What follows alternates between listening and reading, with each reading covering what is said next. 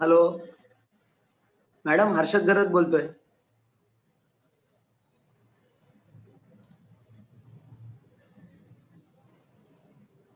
Madam, Harshad गरज बोलतोय. हा लाईव्ह होता आपण. मॅडम जरा दुसऱ्यांबरोबर बोलतायत ना? असं आहे काय? हॅलो, हा, साखरे सरांबरोबर बोलतायत. हा ठीक आहे, आपण लाईव्ह होता आपण. झालं लाईव्ह? लाईव्ह झालेलो होता आपण. झालंय. साखरे सरांना वेलकम करायला सांगा.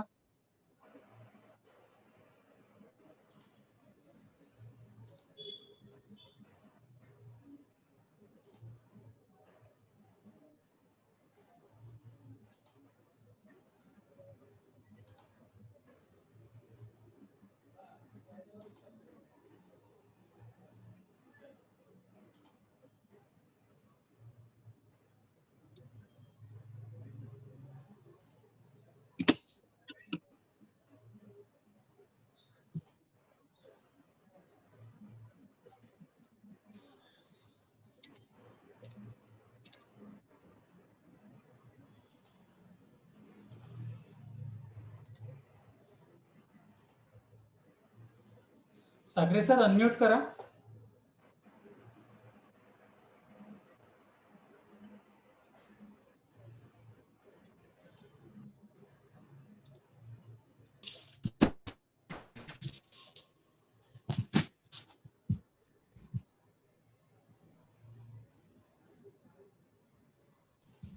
हॅलो,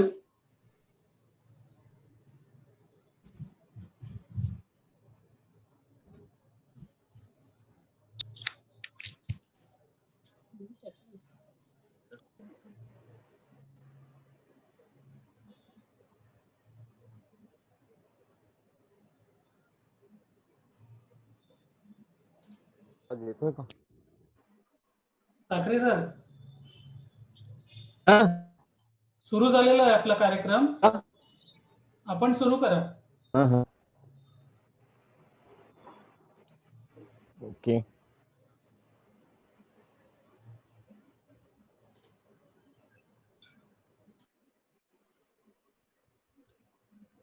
बाहेरची लाईट.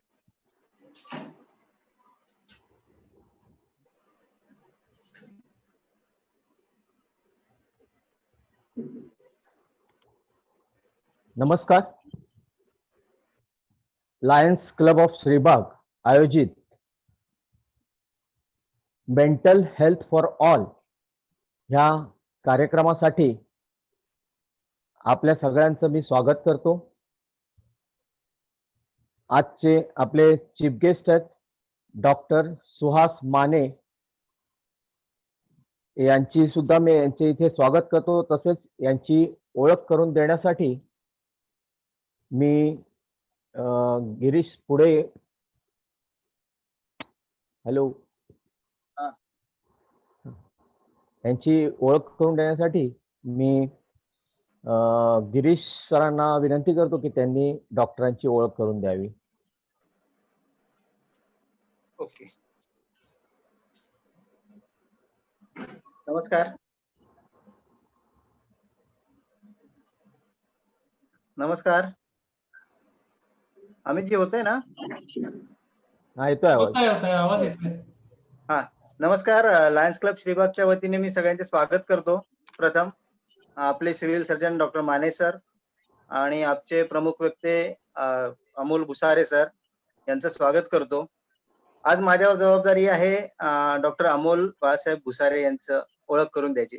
खरं म्हणजे त्याची काही गरज नाहीये, कारण सगळ्यांना सुपरिचित असे डॉक्टर अमोल भुसारे सर आहेत. तरी पण एक औपचारिकता म्हणून मी त्यांची ओळख करून देतो. माननीय डॉक्टर अमोल बाळासाहेब भुसारे यांनी गव्हर्नमेंट मेडिकल कॉलेज परभणी मधून MBBS ची पदवी, गव्हर्नमेंट मेडिकल कॉलेज नांदेड मधून त्यांनी MBBS ची पदवी मिळवली आहे. त्यानंतर JJ हॉस्पिटल मुंबई मधून मानसिक रोग आरोग्याची पदविका प्राप्त केली आहे. तसेच त्यांनी यापूर्वी परभणी जिल्ह्यात PHC आणि RHC मध्ये मेडिकल सेवा पुरवली आहे. आता सध्या रायगड जिल्ह्यात अलिबाग सिव्हिल हॉस्पिटलमध्ये 2017 पासून कार्यरत आहेत. 2018-19 मध्ये आरएमओ म्हणून रायगड जिल्ह्यात त्यांनी काम बघितलं आहे. त्यांना बेस्ट रेसिडेंट डॉक्टर म्हणून अवॉर्ड 2014-15 साली जे हॉस्पिटल मधून मिळाला आहे. त्यांनी विविध कार्यक्रम TV programs TV9, Zee Marathi, ETC channel panel expert म्हणून काम बघितलेलं आहे. त्यांनी अलिबागमध्ये नेहमीच addiction, medical problems, mental problems, parenting या विषयावर विविध विषयांवर व्याख्यानं केलेली आहेत. आत्ताच्या कोरोना पॅन्डेमिक सिच्युएशन मध्ये त्यांनी frontline workers, health care professionals, police, सफाई कामगार, नगरपालिका कर्मचारी, ST डेपो कर्मचारी यांना वेळोवेळी मार्गदर्शन केलं आहे. तसेच कोरोना वॉर्डात वेळोवेळी मदत करून त्यांनी खूप मदत केली आहे. असे आपले डॉक्टर अमोल बाळासाहेब भुसारे आजचे आपले प्रमुख वक्ते आहेत. तरी मी त्यांना विनंती करतो की त्यांनी आजच्या व्याख्यानाला सुरुवात करावी. धन्यवाद.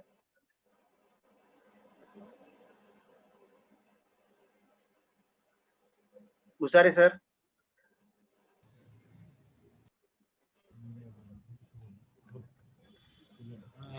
आजच्या कार्यक्रमाचे आपले जे चीफ गेस्ट आहेत आमचे माने सर, जे आमचे सिव्हिल सर्जन आहेत. ऍक्च्युअली त्यांचा बायोडाटा मी थोडक्यात सांगतो. आमचे सिव्हिल सर्जन सर म्हणून माने सर जे आहेत ते त्यांचं MBBS हे मिरज कॉलेजहून झालेलं आहे. सरांची MSc डिग्री ही सोलापूर कॉलेजहून झालेली आहे. सरांचा आता जुलै महिन्यातच अगोदर सर इथे येण्याच्या अगोदर सातारा सिव्हिल हॉस्पिटलला सर असिस्टंट सिव्हिल सर्जन म्हणून होते आणि प्रमोशनवर सर आपल्या जुलै महिन्यामध्ये अलिबाग सिव्हिल हॉस्पिटल येथे सर सध्या सिव्हिल सर्जन म्हणून जॉईन झालेले. सरांचा स्पेशल इंटरेस्ट जर सांगायचं झाला तर मेंटल हेल्थ मध्ये सरांचा स्पेशल इंटरेस्ट आहे. सरांनी अगोदर सातारा जिल्ह्यामध्ये असिस्टंट सिव्हिल सर्जन सोबतच मेंटल हेल्थचे नोडल ऑफिसर म्हणून सरांनी तिकडे काम पाहिलेलं आहे आणि आम्हाला वेळोवेळी सर प्रोत्साहन देत असतात. या ऍडमिनिस्ट्रेटिव्ह गोष्टींच्या बाबी व्यतिरिक्त सरांनी स्वतः मॅरेथॉन, जी सातारा मॅरेथॉन म्हणून होत असते, त्या सातारा मॅरेथॉन मध्ये सर 3rd प्राइज म्हणून ब्रॉन्झ मेडल सरांनी मिळवलेले 21 किलोमीटरच्या सातारा मॅरेथॉन मध्ये. असे बहुआयामी व्यक्तिमत्व सर आपल्याला आज चीफ गेस्ट लागलेले आहेत, लाभलेले आहेत या प्रोग्रामसाठी. तर सरांची परमिशन घेऊन मी आजच्या माझ्या या व्याख्यान म्हणता येणार नाही याला, पण आपण जे आजचा प्रोग्राम आहे त्याला मी आता सुरुवात करतो. तर आजचं जे आपलं म्हणजे लायन्स क्लब, पहिले सर्वप्रथम लायन्स क्लबचं मी म्हणजे हार्दिक आभार मानतो की त्यांनी हे पुढाकार घेतला. निहा राऊत मॅडम नेहमीच आमच्या प्रोग्रामसाठी आम्हाला प्रोत्साहन देत असतात आणि नेहमीच आम्हाला मदत करत असतात. तर आजच्या प्रोग्रामचा विषय आपला असा आहे की 10 ऑक्टोबर हा जो दिवस आहे, हा दिवस जागतिक आरोग्य संघटना आणि वर्ल्ड फेडरेशन ऑफ सायकॅट्री यांच्या मार्फत जागतिक मेंटल हेल्थ दिवस, ज्याला मानसिक आरोग्य दिवस म्हणून आपण साजरा करत असतो. या अनुषंगानं डायरेक्टर हेल्थ सर्व्हिसेस जी आमची मुंबईची आहे, आपली जी सिव्हिल हॉस्पिटल जेवढे काय आहेत त्यांची जी संघटना आहे, त्यांनी 10 ऑक्टोबर हा एक दिवस साजरा न करता पूर्ण आठवडा आपल्याला मेंटल हेल्थ वीक म्हणून आपल्याला सेलिब्रेट करायचं असं ठरवलंय. तर यामध्ये वेगवेगळे प्रोग्राम आपण घेत असतो. तर या वर्षीची जी थीम आहे मेंटल हेल्थची, ती थीम अशी आहे की मेंटल हेल्थ फॉर ऑल आणि greater investment, greater assess, everyone everywhere. तुम्ही म्हणाल की सर खूपच कॉम्प्लिकेटेड थीम सांगताय, मेंटल हेल्थ फॉर ऑल एवढं कळालं, पण greater investment, greater assess, everyone everywhere हे काही लक्षात नाही आलं. तर लक्षात घ्या की मेंटल हेल्थ फॉर ऑल म्हणून जे आपण बोलतोय, ऑल म्हणजे काय, ह्याच्यामध्ये सर्व प्रकारचे एज ग्रुप्स, सर्व जेंडर वाईज या सर्व गोष्टी ह्याच्यामध्ये आलेल्या आहेत. या सर्वांसाठी मेंटल हेल्थ ही अत्यंत महत्वाची आहे आणि ह्याच्यामध्ये आपल्याला इन्व्हेस्टमेंट करायची आहे. नेमकी इन्व्हेस्टमेंट करायची म्हणजे काय करायचं, तर त्या लोकांनी मेंटल हेल्थच्या ज्या काय आपल्या सुविधा आहेत गव्हर्नमेंट मार्फत ज्या पुरवल्या जातात, त्या सुविधांचा त्यांनी असेस व्हावा, त्यांनी त्या सुविधांकडे अप्रोच व्हावा, यासाठी हा प्रयत्न आहे आणि ही थीम यावर्षी ठेवलेली आहे. Everyone everywhere. एव्हरीवन एव्हरीवेअर म्हणजे काय, एव्हरीवेअर म्हणजे फक्त जिल्हा लेवलला किंवा मेट्रोपॉलिटन सिटीज मध्येच आज आपल्याला पाहायला भेटतं की सायकॅट्रिस्ट आहेत. आपल्याला मला सांगा वाटतं की आपला रायगड जिल्हा अतिशय मुंबईच्या जवळ आहेत, आपण बोटीनं किंवा रस्त्यानं जर आपण पाहिलं तर फार तर 60 किलोमीटर हवे आहेत आपण. पण आपण जर पाहिलं तर पनवेलच्या अलीकडं रायगड जिल्ह्यामध्ये फक्त 3 सायकॅट्रिस्ट कार्यरत आहेत. Doctor Anil Dongre sir, Archana Singh madam आणि मी. एक जिल्हा लेवलला जर आपण पाहिलं तर अदर ब्रँचेस जसे आहेत पिडियाट्रिक, सर्जरी, ह्याच्यामधली संख्या भरपूर मोठ्या प्रमाणात आहे, पण सायकॅट्रिस्टची संख्या ही अतिशय कमी आहे. तर ही जी संख्या आहे ह्याच्यासाठी आपल्याला या लोकांची इन्व्हेस्टमेंट वाढवायची आहे. म्हणजे थोडक्यात काय, तर सायकॅट्रीच्या PG सीट वाढवल्या पाहिजे किंवा सायकॅट्रीमध्ये काम करणारे लोकांची संख्या वाढली पाहिजे. ह्यासाठी गव्हर्नमेंट प्रयत्नशील आहे.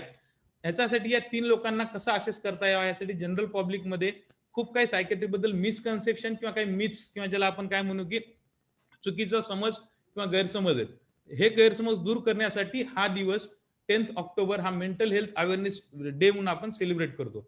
फक्त mental health awareness day celebrate न करता आपण जर पाहिलं कॅलेंडर वाईज तर प्रत्येक मंथ मध्ये एक मेंटल हेल्थशी रिलेटेड आपला कुठला ना कुठला तरी दिवस आपण सेलिब्रेट करत असतो.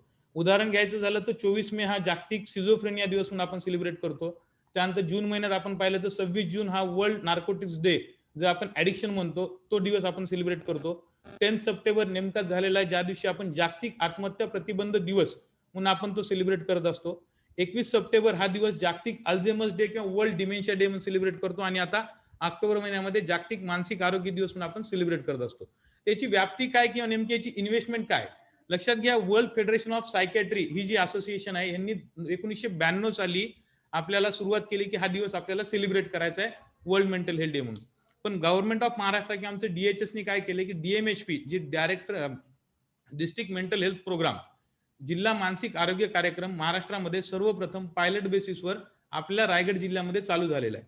म्हणजे थोडक्यात सांगायचा अर्थ आहे की 1991 पासून सायकॅट्रिस्ट रायगड जिल्ह्याला लाभलेला आहे.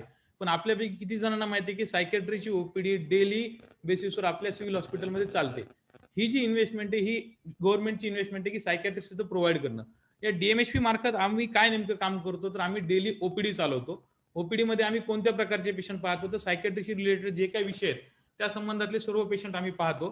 ते सायकॅट्री रिलेटेड विषय ते सांगतो थोड्या वेळात. पण DMHP मध्ये फक्त आपल्या अलिबाग मध्येच न थांबता आपल्या अलिबाग जिल्ह्यातले जेवढे काही 17-18 आरएच आहेत त्या आरएच मध्ये सुद्धा आपण ओपीडी चालवतो महिन्यातून एकदा.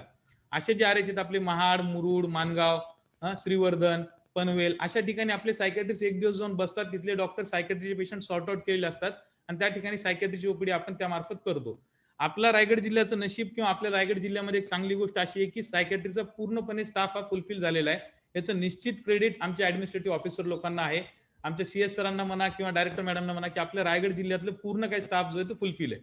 मग सायकॅट्रीचा स्टाफ नेमका कोणता असतो तर आपल्या सगळ्यांना माहिती, कालच निहा मॅडम सोबत बोलताना माझं असं झालं की त्यांनी सायकोलॉजिस्ट टाकलं होतं.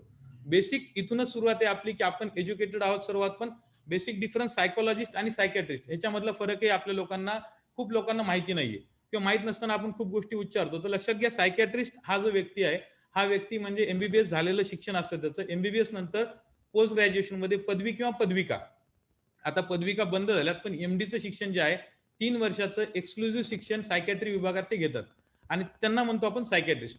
या व्यतिरिक्त सायकोलॉजिस्ट जे आहे ते सायकोलॉजिस्ट म्हणजे नेमके कोणते तर सायकोलॉजिस्ट म्हणजे आमचे तंत्रज्ञ म्हणा किंवा ज्याला आपण हे म्हणतो की MA किंवा BA सायकोलॉजी केलेले लोक असतात. आम्हाला वेगवेगळे इन्व्हेस्टिगेशन लागतात. बाकी सगळे लाईटी बंद कर, मग बाहेरचं दिव्याचं लाईट बंद कर. अर्चना सिंग मॅडम तुमचा आवाज बंद.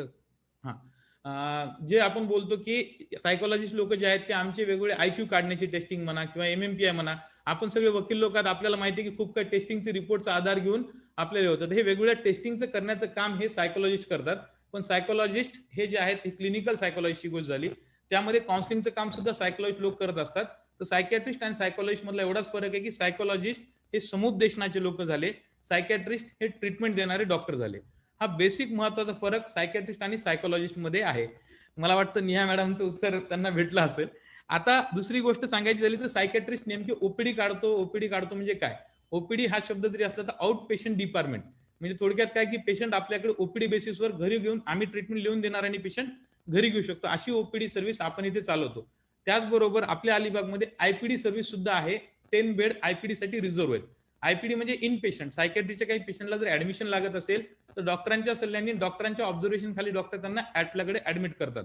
पण हे जे ऍडमिशन हे लॉंग टर्म ऍडमिशन म्हणू शकत नाही आपण ह्याला, कारण कसं असतं सायकॅट्रीचे पेशंट जसं ताप आली आणि गोळ्या खाल्ल्या की 3-4 दिवसात किंवा 5 दिवसात तो नीट होतो. सायकॅट्रीच्या पेशंटच्या बाबतीत थोडंसं उलट असतं, त्यांचा इफेक्ट याला साधारण आपल्याला 1 ते 1.5 महिना लागतो. आणि काही आजार असे आहेत की अँझायटी, पॅनिक अटॅक किंवा अल्कोहोल विड्रॉल असे जे आहेत ते आजार त्यासाठी आपण इथे ऍडमिट करू शकतो. पण लॉंग टर्म हॉस्पिटलायझेशन जर करायचं असेल पेशंटला आपल्याला भरपूर दिवसासाठी, तर आपण 90 दिवसापर्यंत आपण त्या पेशंटला ऍडमिट करून ठेवू शकतो. हे जे 90 दिवसापर्यंत ऍडमिशन हे कुठं करायचं नेमकं, हा एक खूप मोठा प्रश्न आहे की कुठे करायचं आणि काय करायचं. तुम्ही वकील लोक आहात, तुम्हाला खूप वेळा पेशंट कोर्टाच्या ऑर्डरसाठी येतात, तुमच्याकडे भेटतात. हे लॉंग टर्म हॉस्पिटलायझेशन करण्यासाठी गव्हर्नमेंट ऑफ महाराष्ट्राने एक इन्व्हेस्टमेंट जी म्हणतो आपण, आपल्या महाराष्ट्रामध्ये 4 रिजनल मेंटल हॉस्पिटल आहेत. यासोबतच काही प्रोपोज रिजनल मेंटल हॉस्पिटल आता केलेले आहेत महाराष्ट्र गव्हर्नमेंटनी. हे 4 रिजनल मेंटल हॉस्पिटल कुठे कुठे आहेत तर आपल्या रिजनसाठी ठाणे मेंटल हॉस्पिटल हे आपल्याला आहे. त्याचबरोबर आपल्या जवळच रत्नागिरी जे आहे तिथं सुद्धा आपल्याला रिजनल मेंटल हॉस्पिटल रत्नागिरी आहे. त्याचबरोबर पुण्याला सुद्धा येरवाडा जिथे एक रिजनल मेंटल हॉस्पिटल आहे आणि या व्यतिरिक्त नागपूरला, म्हणजे असे 4 रिजनल मेंटल हॉस्पिटल आपल्याकडे चालू आहेत. हे जे रिजनल मेंटल हॉस्पिटल अशा ठिकाणी लॉंग टर्म हॉस्पिटलायझेशन करण्यासाठी आपण पेशंटला ऍडमिट करतो. आता पेशंट लोकांना किंवा सायकॅट्रिस्ट लोक नेमके डील कोणत्या पेशंट सोबत करतात? एक कॉमन कन्सेप्ट काय की मराठीमध्ये सांगायचं झालं तर सायकॅट्रिस्ट म्हणजे वेडेपणाचे डॉक्टर. निश्चित वेडेपणा सायकॅट्रिस्ट ट्रीट करतात, पण फक्त वेडेपणा सायकॅट्रिस्ट ट्रीट न करता सायकॅट्रिस्ट इतरही आजार ट्रीट करतात. त्यांना आपण काय म्हणू की न्यूरो सायकॅट्रिस्ट म्हणू आपण. न्यूरो सायकॅट्रिस्ट म्हणजे मेंदूशी रिलेटेड इतर ज्या बाबी आहेत त्या बाबींशी सायकॅट्रिस्ट डील करतात. एक असतात न्यूरोटिक आजार. न्यूरोटिक आजारमध्ये तुम्ही सगळ्यांनी कॉमनली शब्द ऐकला असेल डिप्रेशन हे जे आपण म्हणतो की नैराश्य. लेट्स टॉक अबाउट डिप्रेशन अशी 2017 साली थीम सुद्धा ठेवली होती WHO न वर्ल्ड हेल्थ डेच्या दिवशी. हे डिप्रेशनशी डील करणारे डॉक्टर इतर कोणी नसून हे सायकॅट्रिस्टच असतात. त्याचबरोबर ओसीडी म्हणजे काय, एकच गोष्ट वारंवार करणे आणि हात धुणे, जे आपण म्हणतो हात धुवायला लागतो सारखं त्या पेशंटला. ऑब्सेसिव्ह कंपल्सिव्ह डिसऑर्डर, एखादं ऑब्सेशन आहे ते जर नाही केलं तर त्याला अँझायटी डेव्हलप होते, त्याला कंपल्सिव्हली ते जाऊन करावं लागतं. अशा याला ओसीडी म्हणतो. हे ओसीडी आजार सुद्धा सायकॅट्रिस्ट डील करतात. त्याचबरोबर बायपोलर डिसऑर्डर मध्ये काही काळासाठी पेशंट मॅनिया म्हणजे एकदम उत्तेजित असतो आणि काही काळासाठी पेशंट अतिशय डिप्रेशन मध्ये गेलेला असतो, याला आपण ओसीडी म्हणतो. अँझायटी, पॅनिक अटॅक हे सुद्धा सायकॅट्रिस्ट डील करतात.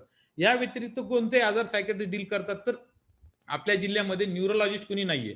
तर जे सीझर डिसऑर्डर आहेत किंवा जिल्ह्यामध्ये म्हणण्यापेक्षा पनवेलच्या अलीकडची गोष्ट बोलतोय मी, न्यूरोलॉजिस्ट कुणी नाही, न्यूरोफिजिशियन असे कुणी नाही. तर सीझर डिसऑर्डर जे आहेत ज्याला आपण आकडी म्हणतो कॉमनली, हे सुद्धा सायकॅट्रिस्ट डील करतात. त्याचबरोबर ऍडिक्शन, जो की फार मोठा आणि फार भयावह प्रॉब्लेम आपल्या सोसायटीमध्ये समाजामध्ये पसरलेला आहे. व्यसनाधीनतेमध्ये जर पाहायला गेलं तर सर्व प्रकारच्या व्यसनांपासून कशी मुक्तता मिळवायची हे सायकॅट्रिस्टच त्याला ट्रीट करत असतात. तर व्यसनाधीनतेचे जे लोक आहेत ते सुद्धा एक प्रकारचे आमचे पेशंट आहेत. त्या लोकांना सुद्धा आपण सायकॅट्रिस्ट कडून हे करू शकतो. दुसरा कॉमन प्रॉब्लेम तुमच्या सगळ्या लोकांना माहिती आहे की मॅरेजच्या अगोदर लोक कुंडली पाहतात. तसंच प्री मॅरिटल काउन्सिलिंग आणि post marital counselling, even divorce होण्याच्या अगोदर सुद्धा एक चान्स घ्यायचा असतो, त्यावेळेस सुद्धा सायकॅट्रिस्ट कडे त्यांना पाठवलं जातं आणि ते सुद्धा काउन्सिलिंगच्या रूपाने आपण ते प्रॉब्लेम सॉर्ट आउट करतो. याच्या व्यतिरिक्त सेक्शुअल प्रॉब्लेम्स, ज्याच्यावर आपल्याकडे उघडपणे बोलल्या जात नाही. सेक्शुअली ट्रान्समिटेड डिसीजेस हा पार्ट वेगळा आहे, पण सेक्स ही ऍक्टिव्हिटी फिजिकल सोबत सायकोलॉजिकल पण तेवढीच आहे. तर सेक्सॉलॉजिस्ट ही जी डिग्री आहे ती ऍक्च्युअली सायकॅट्रिस्टचीच डिग्री आहे आणि सेक्शुअल रिलेटेड प्रॉब्लेम्स काय असतील तर सायकॅट्रिस्ट त्याच्यासोबत डील करत असतात. या व्यतिरिक्त आपण जर पाहिलं की आता मी थोड्या वेळापूर्वी सांगितलं की Alzheimer disease, old age problems, geriatric problems, त्याच्यामध्ये डिमेन्शिया ज्याला म्हणू आपण, विसरभोळेपणा किंवा चिडचिडेपणा जे ओल्ड एज लोकांमध्ये येतं की आफ्टर रिटायरमेंट लोकांमध्ये होतं, ते अल्झायमर डिसीज किंवा फॉरगेटफुलनेस किंवा जो विसरभोळेपणा आहे ह्याच्याशी सुद्धा सायकॅट्रिस्ट डील करतात. लहान मुलांमध्ये जर आपण पाहिलं, आजकाल मी आता थोड्या वेळापूर्वी सरांनी बायोडाटामध्ये सांगितलं की पॅरेंटिंगवर मी लेक्चर देतो. पॅरेंटिंग म्हणजे काय, मुलांना कसं आपल्याला संस्कार द्यायचे किंवा काय करायचं. तर पॅरेंटिंग मध्ये लहान मुलांचे जे आजार आहेत ते नेमके कोणते सायकॅट्रिस्ट डील करतात. लक्षात घ्या, याच्यामध्ये एडीएचडी ज्याला आपण अतिचंचलपणा किंवा मंत्रचा जे चंचल लोक असतात, एडीएचडी आजार लहान मुलांमधला, ऑटिझम किंवा लर्निंग डिसॅबिलिटी किंवा मेंटल रिटार्डेशन हे सुद्धा हे करतात. आपल्या सगळ्यांना माहित असेल की रिवाइज पीडब्ल्यूडी ऍक्ट, ज्याला आपण आता जो केलेला आहे की rights of person with disability act 2016चा आहे, तो अगोदर 1995चा कायदा होता. राईट्स ऑफ पीडब्ल्यूडी ऍक्ट म्हणून 1995ला कायदा होता. त्याच्यामध्ये फक्त 6 प्रकारच्या डिसॅबिलिटीज होत्या, पण 2016च्या कायद्यामध्ये आपण 21 प्रकारच्या डिसॅबिलिटी पाहिलेल्या आहेत. हे 21 प्रकारच्या डिसॅबिलिटीच्या कायद्यामध्ये 5 प्रकारच्या डिसॅबिलिटी सोबत सायकॅट्रिस्ट डील करतात. मग या नेमक्या कोणत्या डिसॅबिलिटी आहेत ज्यांचं सर्टिफिकेशन हे सायकॅट्रिस्ट इश्यू करतात? हे कोणते सर्टिफिकेट? मेंटल रिटार्डेशन, ज्याला मेंटल रिटार्डेशन न म्हणता आपण आता इंटेलेक्च्युअल डिसॅबिलिटी म्हणतो, कारण मेंटल रिटार्डेशन या नावासोबत थोडंसं स्टिग्मॅटाइज झालेलं आहे, त्यामुळे मेंटल रिटार्डेशन न म्हणता आपण त्याला इंटेलेक्च्युअल डिसॅबिलिटी म्हणतो. त्याचबरोबर ऑटिझम हा एक आजार आहे. त्याबरोबर तुम्ही जर पाहिलं तर आपण लर्निंग डिसॅबिलिटी, जो खूप कॉमन आजार आहे, लर्निंग डिसॅबिलिटीचं सर्टिफिकेशन सुद्धा आपल्याकडे होतं. हे सर्टिफिकेशन कुणाचं माईक, हे सर्टिफिकेशन जे आहे हे आपल्याकडे पर्टिक्युलरली बुधवारी होत असतं. म्हणजे जर कुणी पेशंट असतील तुमच्याकडे आणि त्यांना सर्टिफिकेशन हवं असेल तर बुधवारच्या दिवशी आपण त्यांना आपल्या ओपीडी मध्ये पाठवतो. हे सर्टिफिकेशन नेमकं कसं करतो आम्ही, तर त्याची आयक्यू टेस्टिंग किंवा त्याची विशिष्ट तपासणी करून हे सर्टिफिकेशन आपण करत असतो. या सर्टिफिकेटवर 3 लोकांच्या सह्या असतात, एक सायकॅट्रिस्ट, दुसरे आमचे असिस्टंट सिव्हिल सर्जन आणि सिव्हिल सर्जन. आणि हे जे सर्टिफिकेट आहे हे सध्याच्या 2016च्या कायद्यानंतर आपल्या पूर्ण इंडियामध्ये एकच सर्टिफिकेट सध्या चालू आहे. अगोदर एसएडीएम म्हणून एक सॉफ्टवेअर होतं, ते महाराष्ट्रासाठी होतं, पण आता हे सोडून भारत सरकारने एक वेगळं सॉफ्टवेअर तयार केले आणि हेच सर्टिफिकेशन आपल्याला पूर्ण भारत देशामध्ये चालू शकतं. अशा प्रकारची जी काही इन्व्हेस्टमेंट महाराष्ट्र गव्हर्नमेंट किंवा आपला जे भारत सरकार करत आहे, या इन्व्हेस्टमेंटला प्रॉपर असेस होण्यासाठी, पेशंट लोकांनी सायकॅट्रिस्टकडे अप्रोच होण्यासाठी तुम्हा सगळ्या ज्या वेगवेगळ्या अशा एनजीओज आहेत की नॉन गव्हर्नमेंटल ऑर्गनायझेशन आहेत, या सर्वांची मदत आपल्याला हवी आहे. त्याकरिता आपण आजचा हा सेमिनार घेत आहोत. तर मला असं वाटतं की तुमचे काही प्रश्न असतील तर तुम्ही लोक विचारा, आपण त्यानुसार आपण त्याबद्दल चर्चा करूया. बरेचसे प्रश्न आलेले आहेत अगोदरच हम्म. आमच्याकडे व्हॉट्सअप वरती वगैरे. एक प्रश्न आलेला आहे, डॉक्टर साहेब विचारू का मी? हा विचारा सर, विचारा, काय प्रॉब्लेम. की सायक्रेटिस्ट जे आहेत ते नक्की चेक कसं करतात पेशंटला? हा, आता कसं आहे बघा, लक्षात घ्या, सायकॅट्रिस्ट नेमकं चेक कसं करतात. तर सर्वात महत्वाची गोष्ट आहे की सायकॅट्रिस्टला कुठल्याही प्रकारचे इन्व्हेस्टिगेशन नाहीये. म्हणजे जे आपण म्हणतो सिटी स्कॅन, MRI, सायकॅट्रिस्ट हे फंक्शनल प्रॉब्लेम्सवर डील करत असतात. आपण ऐकलं असेल की टीव्ही मध्ये किंवा मुन्नाबाई MBBS मध्ये आपण बघितलं असेल की ते केमिकल लोचा झालेला असतो पेशंटमध्ये आणि ते चेक करतात. मेंदू मधलं केमिकल चेक करण्यासाठी अजून कुठली अशी यंत्रणा किंवा कुठलं इन्व्हेस्टिगेशन आलेलं नाही, ज्याच्यामध्ये आम्ही म्हणतो की सिरोटोनिन आणि डोपामिन हे चेक करण्यासाठी कुठल्याही प्रकारचे इन्व्हेस्टिगेशन नाहीये. सर्वात महत्वाचं सायकॅट्रिस्ट चेक करणं म्हणजे असं अपेक्षित आहे की ऑर्गॅनिक डिसीज, ज्याला आपण स्ट्रक्चरल डिसीजेस काय असतील तर ते सर्व रूल आउट करावे लागतील आपल्याला. म्हणजे त्याला फिजिकल कुठलाही प्रॉब्लेम नाहीये हे जेव्हा आपण पाहू, त्यानंतर त्याला मेंटल प्रॉब्लेम आहे का नाही हे पाहण्यासाठी आपल्याला सायकॅट्रिस्टची हिस्ट्री घ्यावी लागते. हिस्ट्री घेणं म्हणजे नेमकं काय तर पहा, लक्षात घ्या, एखाद्या पेशंटला प्रॉब्लेम आहे तो स्वतःहून येऊन सांगणार नाही. त्याच्या बिहेवियर मधला प्रॉब्लेम, ज्याला आपण म्हणू PMP, प्री मॉर्बिड पर्सनॅलिटी, म्हणजे थोडक्यात काय, आजारी पडण्याच्या अगोदरची त्याची पर्सनॅलिटी मध्ये काहीतरी चेंजेस झालेत, म्हणजे तो पहिल्यासारखा वागत नाहीये, त्याच्यामध्ये काहीतरी प्रॉब्लेम आहे. हा प्रॉब्लेम कुणाला लक्षात येईल? त्याच्या सोबतच्या नातेवाईकांना. त्यामुळेच आपण सायकॅट्रीमध्ये सब्जेक्टिव्ह हिस्ट्री न घेता ऑब्जेक्टिव्ह हिस्ट्री घेतो. ऑब्जेक्टिव्ह हिस्ट्री घेणं म्हणजे काय की समजा मला प्रॉब्लेम आहे तर माझ्या घरच्या, माझ्या भावाला किंवा माझ्या आईला माझ्या वर्तणुकीत काही फरक आहे का हे सायकॅट्रिस्ट पहिले डिटेलमध्ये विचारतात.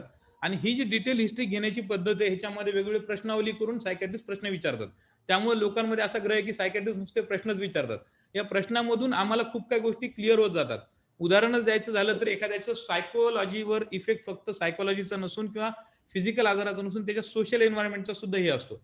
त्यामुळे त्याची फॅमिली हिस्ट्री, त्याचे वडील काय करतात, आई काय करते, वडील दारू पितात का, आजारी तो मुलगा आहे पण त्या वडिलांबद्दल काय विचारतो, त्याचा घरच्या वातावरणाचा त्याच्या सायकोलॉजीवर परिणाम होऊ शकतो.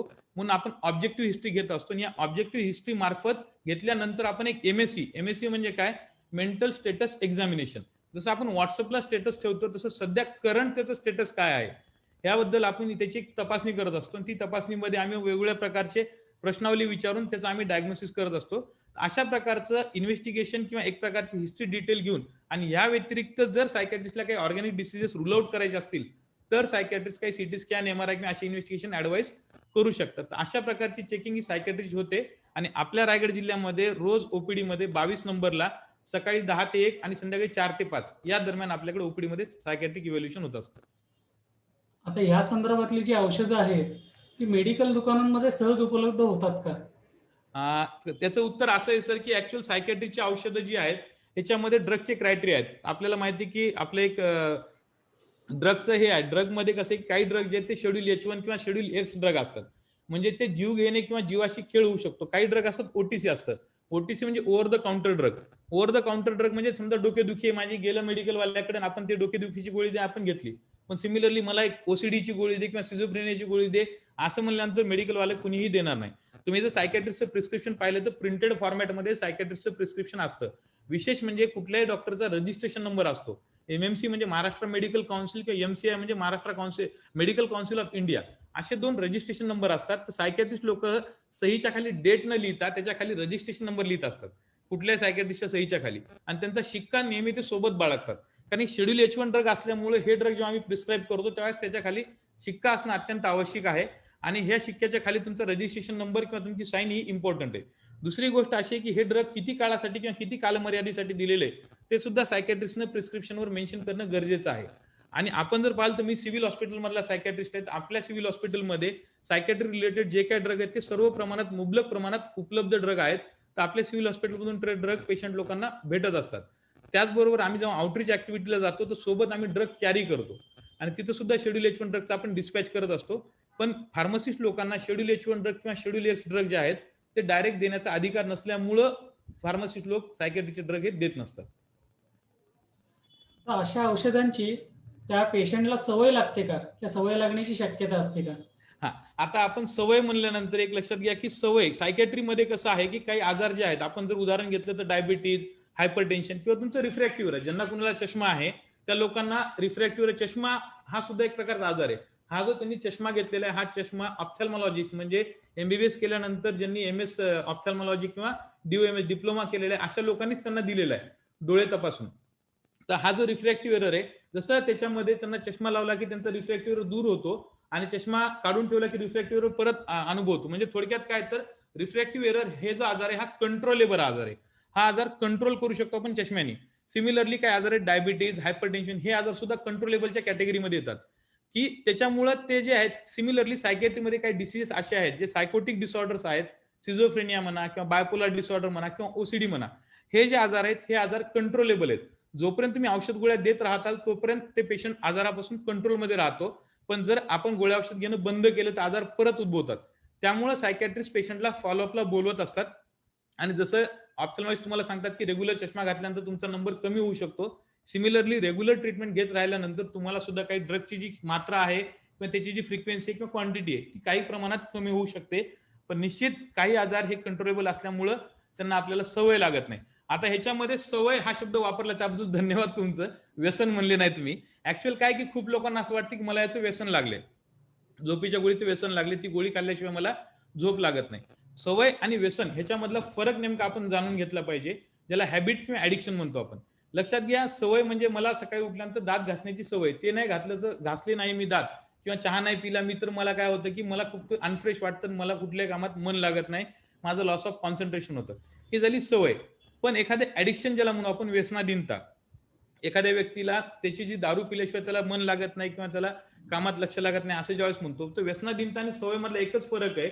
जर व्यसनाधीनता असेल तर ती क्वांटिटी हळूहळू रोज वाढत जाते, क्वांटिटी वाढते आणि फ्रिक्वेन्सी वाढते. म्हणजे थोडक्यात एखाद्याचं दारू घेण्याचं प्रमाण आज जर समजा आपण पकडू की 90 ml आहे, 180 ml एखादं, म्हणजे ते वाढत जातं प्रमाण आणि फ्रिक्वेन्सी सुद्धा त्याची वाढत जाते. पण जर आपण सवयीचं बघितलं तर सवयीमध्ये काय होतं की सवयीमध्ये प्रमाण वाढत नाही आणि त्याच्यावर त्याचा डिपेंडन्स होत नाही. ऍडिक्टिव्ह पोटेन्शियल असलेल्या गोष्टींमध्येच व्यसनाधीनता होते. आणि सवय जी आहे या सवयीमध्ये काय सांगितलं मी अगोदरच की औषधोपचार जर रेग्युलर घेत गेलो आपण तर हळूहळू औषधोपचाराच्या मात्रा ह्या कमी होऊ शकतात. त्यामुळे ही सवय जरी लागली तरी ती सवय डॉक्टरकडे जाऊन महिन्याला डॉक्टर त्यासाठीच बोलवतात की पेशंटला कोणत्या गोष्टीवर डिपेंडन्स तर होत नाही ना, हे आपण चेक करत असतो, त्यामुळे याची सवय लागत नाही. आता प्रादेशिक मनोरुग्णालयामध्ये दाखल करण्यासाठी काय पद्धत अवलंबावी, त्या कशा पद्धतीने दाखल केलं जातं?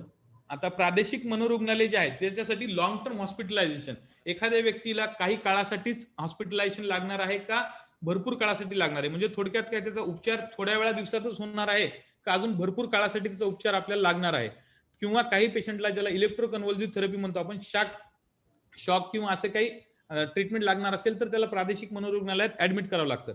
कसं होतं, तुम्ही सर्व वकील आहात म्हणून तुम्हाला थोडक्यात सांगतो. सायकॅट्रीमध्ये इव्हॅल्युएशन हे होत आहे. सायकॅट्रीची संख्या मी अगोदर सांगितलं अतिशय कमी आहे. इंडियन लुनासी ऍक्ट म्हणून 1912चा एक कायदा होता.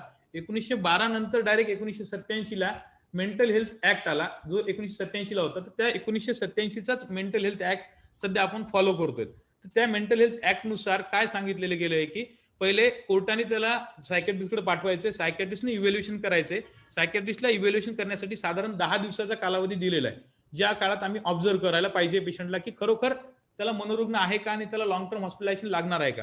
हे सायकॅट्रिस्ट ठरवतील की खरोखर हा मनोरुग्ण आहे आणि ह्याला लॉंग टर्म हॉस्पिटलायझेशन लागणार आहे. तर 10 दिवस त्याला ऑब्झर्व्ह केल्यानंतरच आपण त्याला सर्टिफाय केलं पाहिजे की हे लॉंग टर्म हॉस्पिटलायझेशन लागणार आहे. तुम्ही म्हणाल सर मग तुम्ही ते ऍडमिट करत नाही. त्या कायद्यामध्ये त्रुटी अशी होती की ऑब्झर्व्ह करायला सांगितलेलं होतं, ट्रीट करायला नव्हतं सांगितलं आम्हाला. एखादा फुल ब्लोन व्हायलंट पेशंट आहे आपल्याकडे, तो जर आपल्याकडे आला आणि आपण त्याला 10 दिवस फक्त ऑब्झर्व्ह करतो म्हणून आपण जर आपल्याकडे ठेवलं तर त्या दरम्यान तो स्वतःचा जीव देईल किंवा इतराच्या जीवाशी तो खेळ खेळू शकतो किंवा घातक होऊ शकतो. त्यामुळे आपण त्याला इव्हॅल्युएट करून डायरेक्ट पाठवून देतो की ह्याला लॉंग टर्म हॉस्पिटलायझेशन लागणार आहे. मग कोर्ट त्याला रेफर करते, कोर्टाची ऑर्डर घेऊन की ह्याला ऍडमिट तुम्ही करून घ्यावं. हे लॉंग टर्म हॉस्पिटलायझेशन 90 दिवसासाठी करण्यात येतं.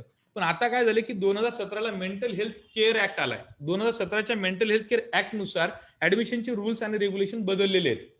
रिजनल मेंटल हॉस्पिटलमध्ये तिथला सायकॅट्रिस्ट किंवा तिथला मेडिकल सुप्रिटेंडेंट, जसे आपल्याकडे सिव्हिल सर्जन ही पोस्ट आहे, सिमिलरली मेंटल हेल्थ हॉस्पिटलमध्ये मेडिकल सुप्रिटेंडेंट ही एक पोस्ट आहे. त्या मेडिकल सुप्रिटेंडला पूर्ण अधिकार दिलेले आहेत किंवा ट्रीटिंग सायकॅट्रिस्टला पूर्ण अधिकार दिलेले आहेत की ते एखाद्या पेशंटला लॉंग टर्म हॉस्पिटलायझेशनसाठी ऍडमिट करू शकतात.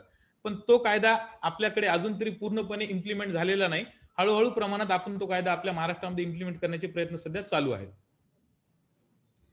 आता अंगात येतं हा एक मानसिक आजार आहे का इतर काही आहे? निश्चित त्याला आम्ही आमच्या भाषेमध्ये कन्व्हर्जन डिसऑर्डर, कन्व्हर्जन डिसऑर्डर असं आम्ही त्याला टर्मिनॉलॉजी दिलेली आहे किंवा नॉर्मल मेडिकल प्रोफेशन्स त्याला हिस्टेरिया असं म्हणतात. हिस्टेरिया म्हणजे काय? अंगात येण्यामध्ये कुठेतरी एक सेकंडरी गेन असतो. आपण सेकंडरी गेन किंवा प्रायमरी गेन याच्यामध्ये एक थोडा फरक पाहू की एखादा लहान मुलगा आहे आणि त्याला शाळेत आज जायचं नाहीये, म्हणजे त्याचा प्रायमरी गेन काय? शाळेत जायचं नाहीये. पण तो काय सेकंडरी गेन पोचतो, माझ्या पोटात दुखायला पप्पा म्हणून रडत बसतो. त्यावेळेस त्याला हॉस्पिटलला जायचं नसतं, पण सेकंडरी गेन त्याला बाबा शाळेत जायचं नाही, प्रायमरी गेन ते अचीव्ह करण्यासाठी काहीतरी दुसरं कारण दाखवतं. सिमिलरली हिस्टेरियामध्ये सुद्धा अशा प्रकारची पर्सनॅलिटी डेव्हलप होते. कॉमनली हा आजार, ह्याला कन्व्हर्जन डिसऑर्डर ज्याला म्हणू आपण, हा आजार फिमेल्स मध्ये पाहायला भेटतो. एखादी चूक लक्षात आली कुणाच्या किंवा त्याला कुठली तरी शिक्षा होणार आहे असं जर कुणी काय बोललं तर त्यावेळेस त्या चुकीची शिक्षा होऊ नये ह्याकरता हे लोक याचा वापर करतात. पण जेव्हा तुम्ही हॉस्पिटलमध्ये घेऊन येतात तेव्हा नॉर्मल एमबीबीएस डॉक्टर किंवा ट्रीटिंग फिजिशियन सुद्धा हिस्टेरिया आहे म्हणून त्याला ट्रीट करून पाठवून देतात. आणि खूप वेळेस कॉमनली हिस्टेरियामधूनच पेशंटची पर्सनॅलिटी बायपोलर कडे किंवा पॉइझनिंग घेणं किंवा आत्महत्येचा प्रयत्न करण्यासाठी काय केलं तर तापीची एक गोळी खाल्ली, गरज नसताना तापीची एक गोळी खाल्ली, त्याला आपण आत्महत्येचा प्रयत्न तर नाही म्हणणार. तर हे जे डायग्नोसिस आहे हिस्टेरिया किंवा अंगात येणे, हा जो प्रकार तुम्ही बोललात अंगात येणे, हा सुद्धा एक त्याच प्रकारचा प्रकार आहे की देव अंगात आला आणि तो हे करतो. मोस्टली त्यावेळेस त्याला कन्व्हर्जन डिसऑर्डर म्हणल्यानंतर सायकॅट्रिस्ट कडे घेऊन जायला पाहिजे आणि त्या सायकॅट्रिस्ट त्याला इव्हॅल्युएट करून त्याला ट्रीटमेंट देऊ शकतात. आमचे प्रेसिडेंट आता आलेले आहेत, अंकित मंगेरा. नमस्कार. नमस्कार डॉक्टर साहेब. नमस्कार सिव्हिल सर्जन साहेब. नमस्कार. नमस्कार साहेब. नमस्कार. नमस्कार. काही प्रश्न याच्यात आहेत, तर त्या प्रश्नाच्या अनुषंगाने एक असं विचारायचं होतं की लहान मुलांमध्ये सुद्धा मानसिक आजार दिसतो का? म्हणजे निश्चित. हे पहा, आपण जसं म्हणतो की आमच्या सायकोलॉजीमध्ये इरिकसन नावाचे एक सायंटिस्ट होते किंवा सायकोलॉजिस्ट होते. त्यांनी डेव्हलपमेंटल जे सायकोलॉजी आपण जे म्हणतो आज तुमची माझी जी सायकोलॉजी आहे ही सायकोलॉजी ही डेव्हलपमेंटल सायकोलॉजीमध्ये माइलस्टोन्स असतात. माइलस्टोन मध्ये एक प्रकारचे फिजिकल चालणं, बोलणं, रांगणं, खेळणं हे जे म्हणतो आपण हे फिजिकल माइलस्टोन झाले.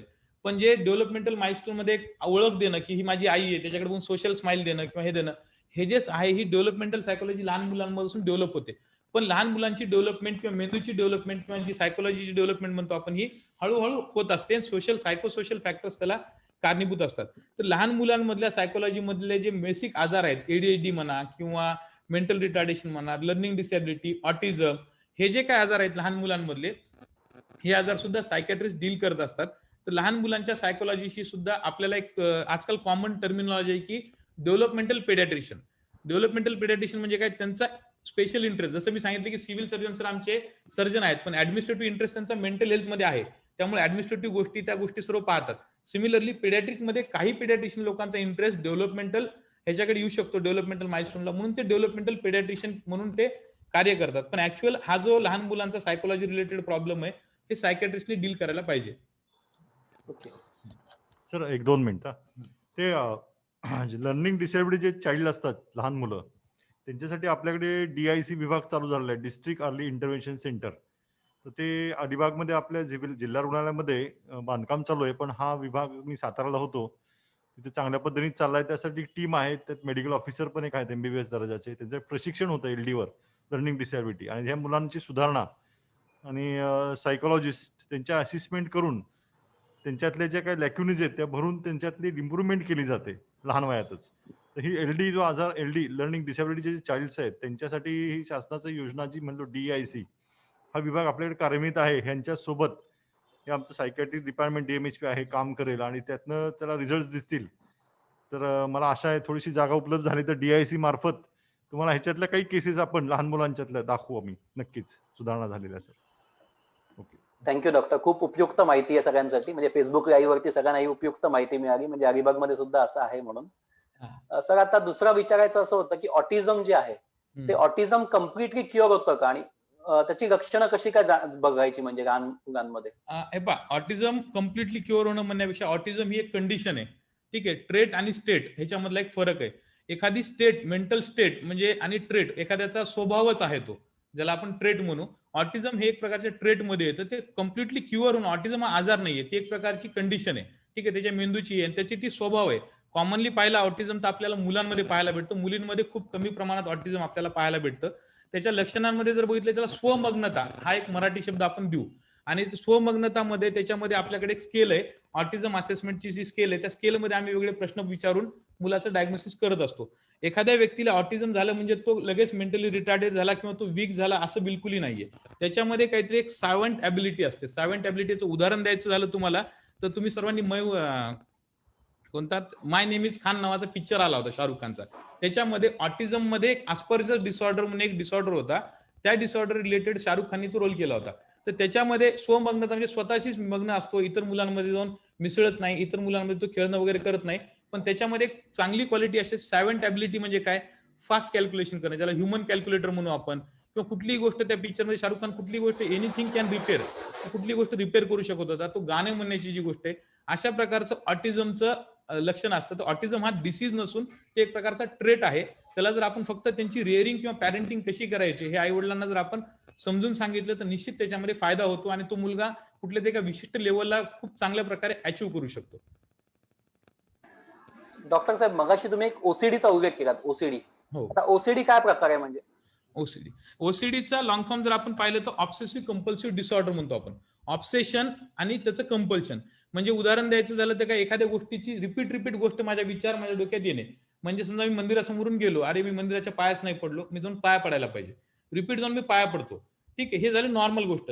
पण समजा माझी आता 4 व्हीलर मध्ये आहे, मी बसमध्ये बसलोय आणि माझ्या हातात बस चालवणं नाहीये, पण माझ्या समोरून तो मंदिर गेले आणि मला वाटतं की मी पाया नाही पडलो, तर मला वापस जाऊन पाया पडायचे. आणि जर मी नाही पाया पडलो तिथे जाऊन तर माझ्या काहीतरी वाईट फील किंवा माझ्या घरच्यांबरोबर काहीतरी वाईट घटना घडू शकते. म्हणून मी बस थांबून उतरून जाऊन पाया पडून येतो. त्या दरम्यान माझी बस निघून जाते. म्हणजे काय, जे ऑब्सेशन आलेलं आहे, ऑब्सेशन काय आले की मंदिरात जाऊन पाया पडणे हे ऑब्सेशन आहे. आणि ते कंपल्सिव्हली जर मी नाही केलं तर एक प्रकारची अँझायटी किंवा बेचैनी माझ्या मनामध्ये निर्माण होते. ही झाली ओसीडी. हे पहा, ह्याच्यामध्ये ओसीडी म्हणजे ऑब्सेसिव्ह कंपल्सिव्ह डिसऑर्डर म्हणलं मी. सिमिलरली जसं 12 राशी आहेत आपल्याकडे, की आपण राशी भविष्य सगळेजण बघत असतो की पर्सनॅलिटीचे ट्रेट आहेत, सिंह रास कन्या रास आपण म्हणतो. सिमिलरली सायकेट्री मध्ये सुद्धा पर्सनॅलिटी ट्रेट्स असतात. या पर्सनॅलिटी ट्रेट मध्ये ऑब्सेसिव्ह कंपल्सिव्ह हा एक ट्रेट आहे. एखादा मिलिटरी मन जर आपण पाहिला तर त्याला टापटीपणा पाहिजे. समजा त्याच्या बुटाला पॉलिश केलेली नसेल तर तो एकदम चिडतो किंवा चिडचिडेपणा होते त्याच्यामध्ये. पण तो त्याचा ट्रेट आहे ना की त्याचा डिसऑर्डर आहे. ते जर समजा एका दिवशी नसेल झालं किंवा आज नाही बाबा करता नाही आले किंवा माती पडली तरी तो पुढे चालून घेतो. पण ऑब्सेसिव्ह कंपल्सिव्ह डिसऑर्डर वाल्या लोकांना ही गोष्ट सहनच होत नाही आणि त्याच्याही होतं. एक उदाहरण द्यायचं झालं तर एक इंटरेस्टिंग केस आली होती माझ्याकडं. 5वीचा मुलगा होता आणि त्याचं वजन 55-56 किलो होतं. तर ते सगळे हार्मोनल सर्जरीज हे सगळं काय नॉर्मल होतं. नेमकं त्याचा आजार काय कळत नव्हतं. ते सगळ्यांकडे फिरून माझ्याकडून दाखवलं होतं. तर त्या मुलाचं ऑब्सेशन असं होतं की खाण्याची गोष्ट दिसली की त्याला ती खावीच लागायची. जर त्याला ती खायला दिसली म्हणजे त्यानं जर ती खाल्ली नाही तर तो एकदम चिडचिडेपणा करायचा, त्याची बेचैनी व्हायची, घरच्यांना मारामारी करायचं. एकदा तर त्यानं फक्त साबुदाणा खिचडी माझ्या वडिलांनी मला खाऊ दिली नाही म्हणून तो आत्महत्येचा प्रयत्न करायला सुद्धा गेला होता. तर त्या मुलाचं डायग्नोसिस आम्ही ओसीडी केलं आणि त्याला आम्ही ट्रीटमेंट देतो. तो आता तो एकदम व्यवस्थित आहे.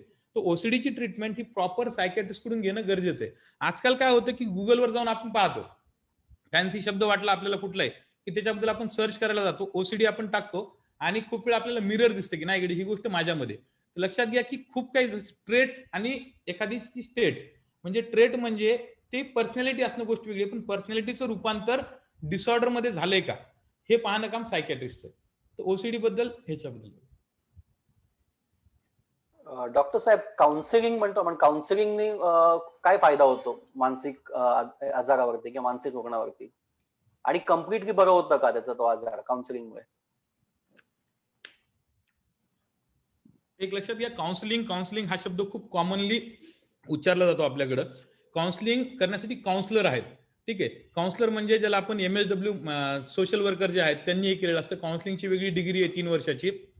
तर काउन्सिलिंग निश्चित भरपूर प्रमाणात, त्याला आम्ही सायकोथेरपी सुद्धा म्हणतो, म्हणजे विदाऊट ड्रग काही ट्रीटमेंट देण्यासाठी.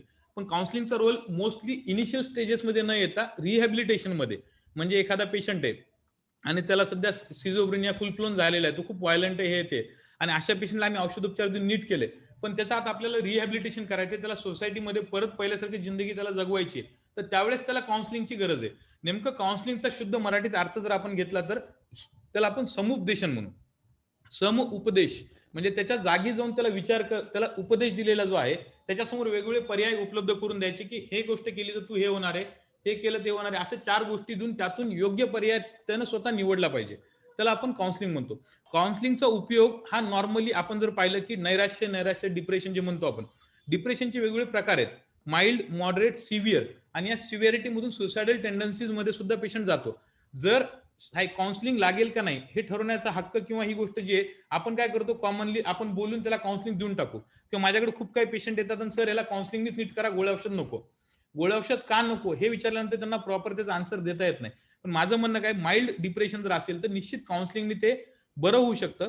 पण मॉडरेट किंवा सिव्हिअर डिप्रेशन असेल, एखाद्याला सुसायडल टेंडन्सी डेव्हलप झालेल्या आहेत किंवा काही आहेत, तर अशा वेळेस त्या व्यक्तीला आपल्याला ट्रीटमेंट देऊन नंतर त्याच्या रिहॅबिलिटेशनसाठी किंवा त्याची सिव्हिअरिटी कमी करून नंतर आपल्याला काउन्सिलिंगचा रोल आहे. काउन्सिलिंगचा रोल हा ऍडिक्टिव्ह किंवा ऍडिटिव्ह रोल आहे, ज्याला आपण सिनर्जिस्टिक ऍक्शन म्हणू.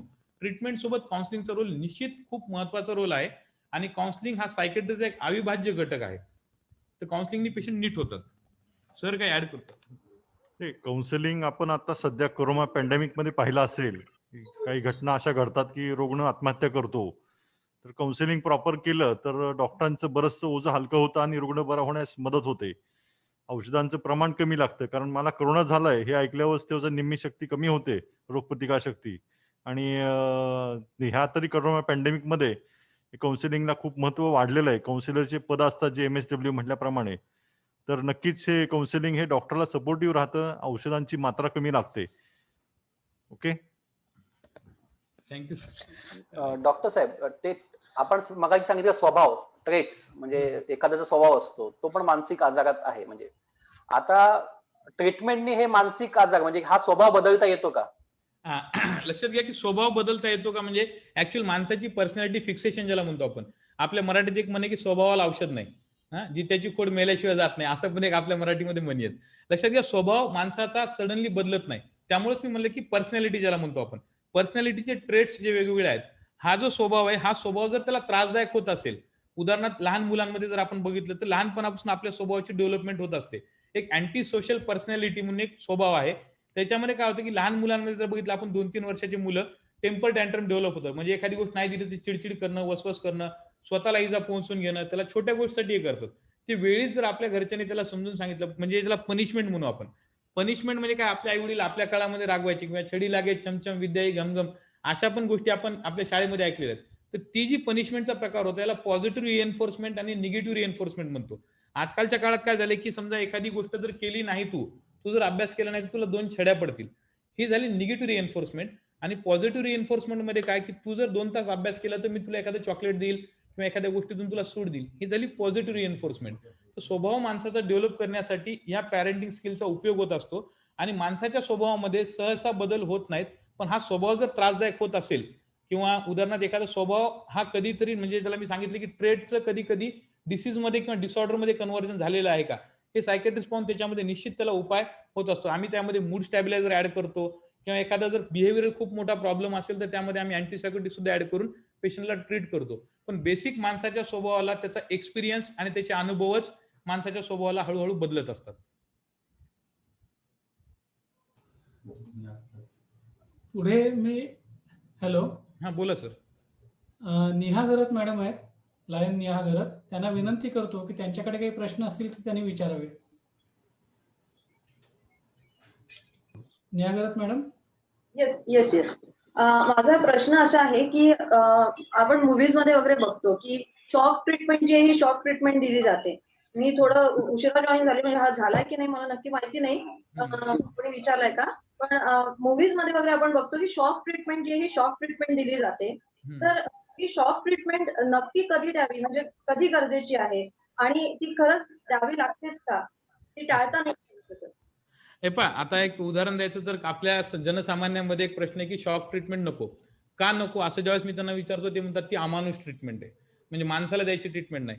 आता सर स्वतः सर्जन आहेत. एखादा पेशंट जर अपेंडिक्स आला त्यांच्याकडे, अपेंडिसायटिसचा सोनोग्राफीवर कळायला अपेंडिक्स आहे, त्याचं पोट इंटॅक्ट आहे सगळे, आणि सर त्याला ऑपरेशन टेबलवर घेणार आणि त्याचं पोट फाडून त्याचं अपेंडिक्स काढणार आहेत, पोटावर त्याच्या इजा करणार. ही पण एक प्रकारची अमानुष ट्रीटमेंटच आपण म्हणू की त्याला इजा नसताना त्याला जखम आपण करणार. असं आपण कधीही विचारत नाही. का नाही विचारत आपण? कारण की त्याच्यासाठी ती गरजेची गोष्ट आहे. सिमिलरली इलेक्ट्रोकन्व्हल्सिव्ह थेरपी ही सुद्धा काही पेशंटसाठी गरजेची असते. याचं उदाहरण द्यायचं झालं तुम्हाला तर काही पेशंटला आयसीयू मध्ये जेव्हा पेशंट मेडिसिनचे असतात किंवा डेथ झालेले असतात त्यावेळेस पीटीयू मध्ये दुसरं एक शॉक ट्रीटमेंट दाखवतात की छातीला त्याला करंट देऊन त्याला जिवंत करण्याचा प्रयत्न करतात. पण त्यावेळेस पेशंट सिरियस ती ट्रीटमेंट आपल्याला चालते. या ईसीटी मध्ये काय इलेक्ट्रो कन्व्हल्सिव्ह थेरपी म्हणजे काय इलेक्ट्रिक करंट देऊन त्याला कन्व्हल्जन किंवा सीझर इंड्यूस करणार आहोत आपण त्याला, आणि त्याचा काहीतरी उपयोग थेरपी म्हणून करणार आहेत.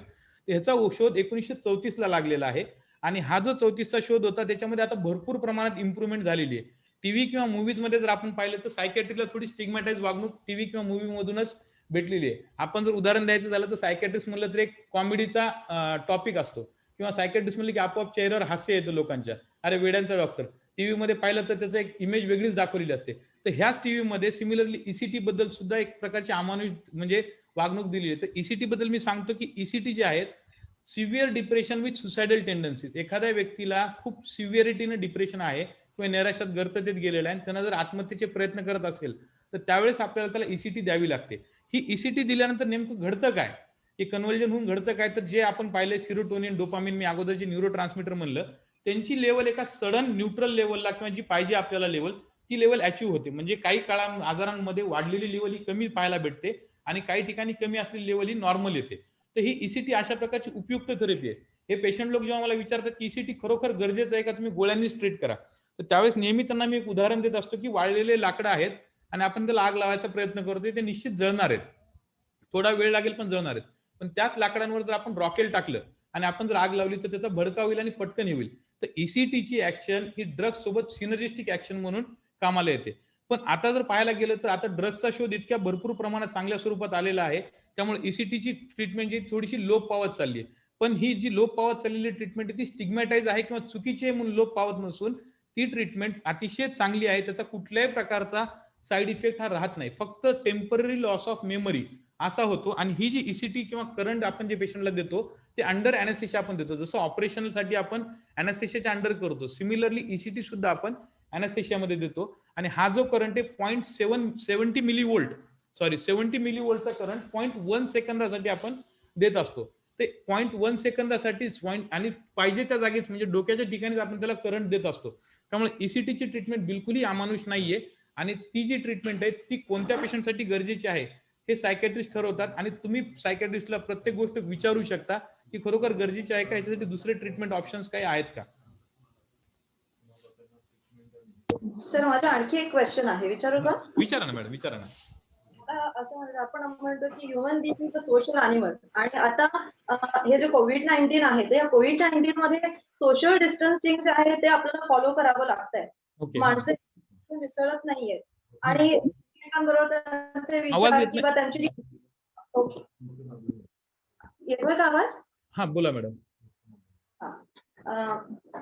तर हे जे कोविड-19 आहे ते या कोविड-19 मध्ये ह्युमन बिईंग आपण सोशल अॅनिमल असं म्हणतो आणि आपण कोविड-19 मध्ये सोशल डिस्टन्सिंग फॉलो करतोय. तर सोशल डिस्टन्सिंग फॉलो करताना लोक एकमेकांमध्ये मिसळत नाहीयेत, एकमेकांना भेटत नाहीयेत, कमी भेटतायत किंवा त्यांचे जे विचार आहेत ते एकमेकांबरोबर त्यांना शेअर करता येत नाही न भेटल्यामुळे. तर या सगळ्याचा मानसिक स्वास्थ्यावरती परिणाम झालाय का? निश्चित झालाय मॅडम.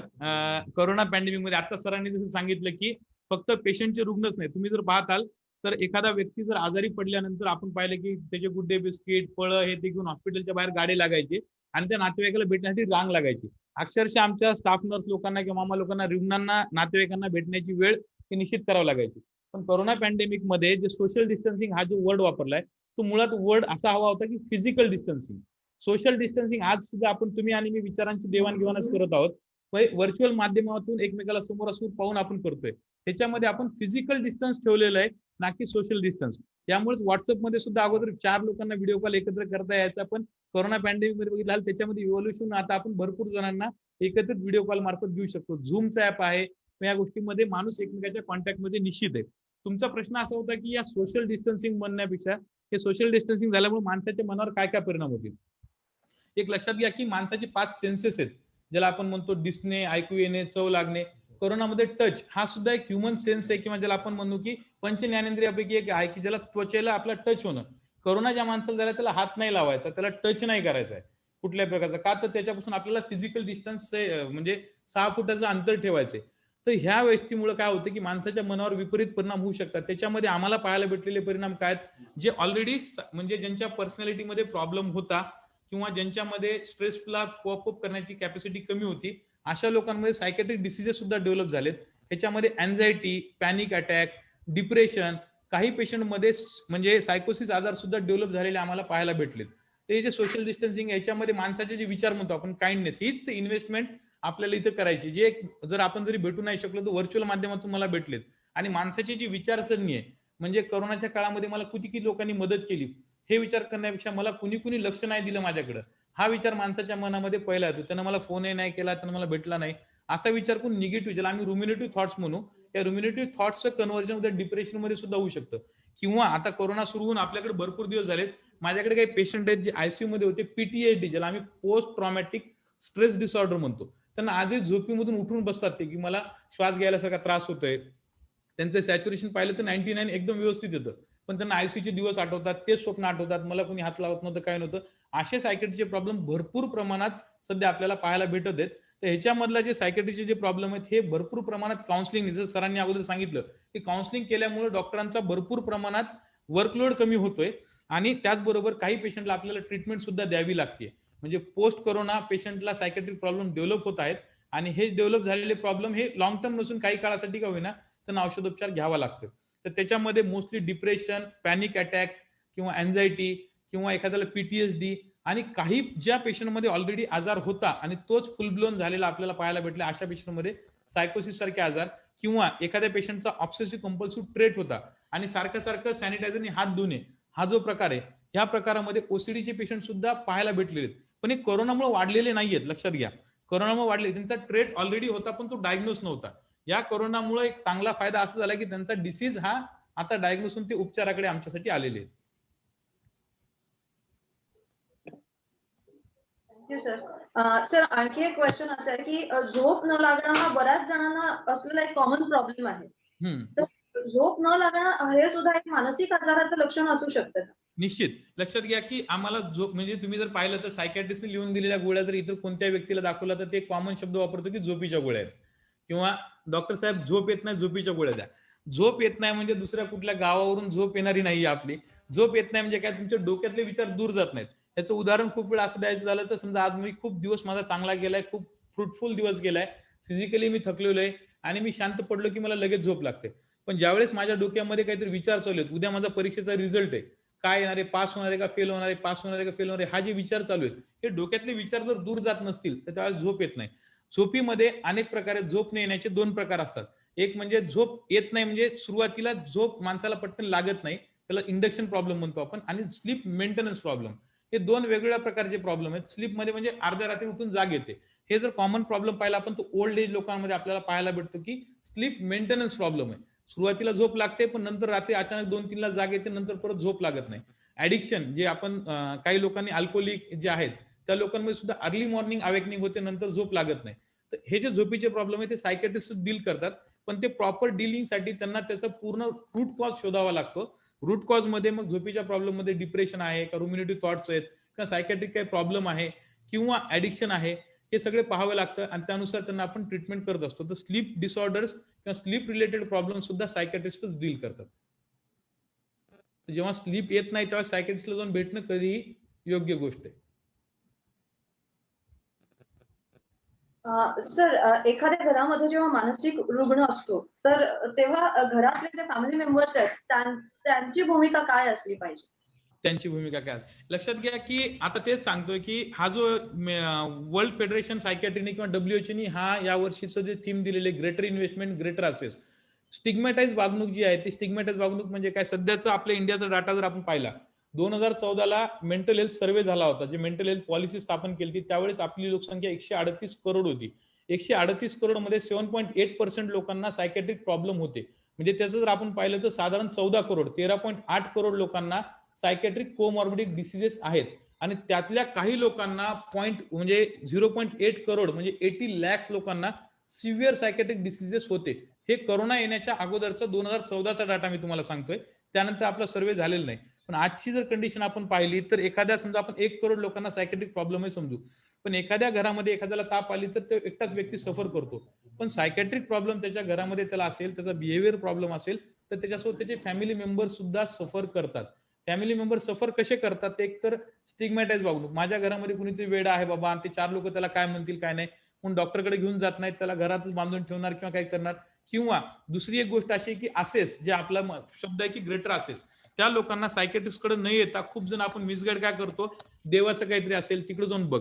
ज्याला सुशिक्षित लोकांची अंधश्रद्धा, हा शब्द ज्याला आम्ही काल डोंगरे सरने जो वापरला, सुशिक्षित लोकांची अंधश्रद्धा, म्हणजे काय की आम्ही सायकॅट्रिकची ट्रीटमेंट करू नंतर करू, पण आम्ही सोबत भोंदू बाबाकडे किंवा देवाचे उपास तपास करून किंवा काहीतरी हे करून ते नीट होईल का, हे जेव्हा पाहायला जातो आपण, तर त्यावेळेस त्या लोकांचं खच्चीकरण होऊ शकतं.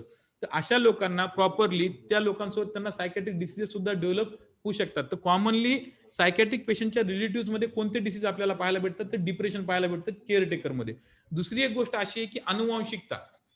अनुवांशिकता म्हणजे काय की आई वडिलांना आजार होता तर मुलांना आजार होण्याचे चान्सेस, ज्याला आपण जेनेटिक फॅक्टर्स म्हणू. जेनेटिक फॅक्टर जसं हायपरटेन्शन आहे, डायबिटीज आहे, आजी आजोबाला डायबिटीज होता, वडिलांना आहे, तर मला पण डायबिटीज होतो. सिमिलरली काही सायकॅट्रिक डिसीज आहेत त्यांच्यामध्ये सुद्धा अनुवांशिकतेचं प्रमाण आपल्याला पाहायला भेटतं. जसं सिझोफ्रेनिया त्यांच्या नातेवाईकांना आहे तर त्यांना सुद्धा होऊ शकतो. तर सायकॅट्रिक डिसऑर्डर असलेल्या नातेवाईकांना विशेष काळजी घेणं गरजेची गोष्ट आहे.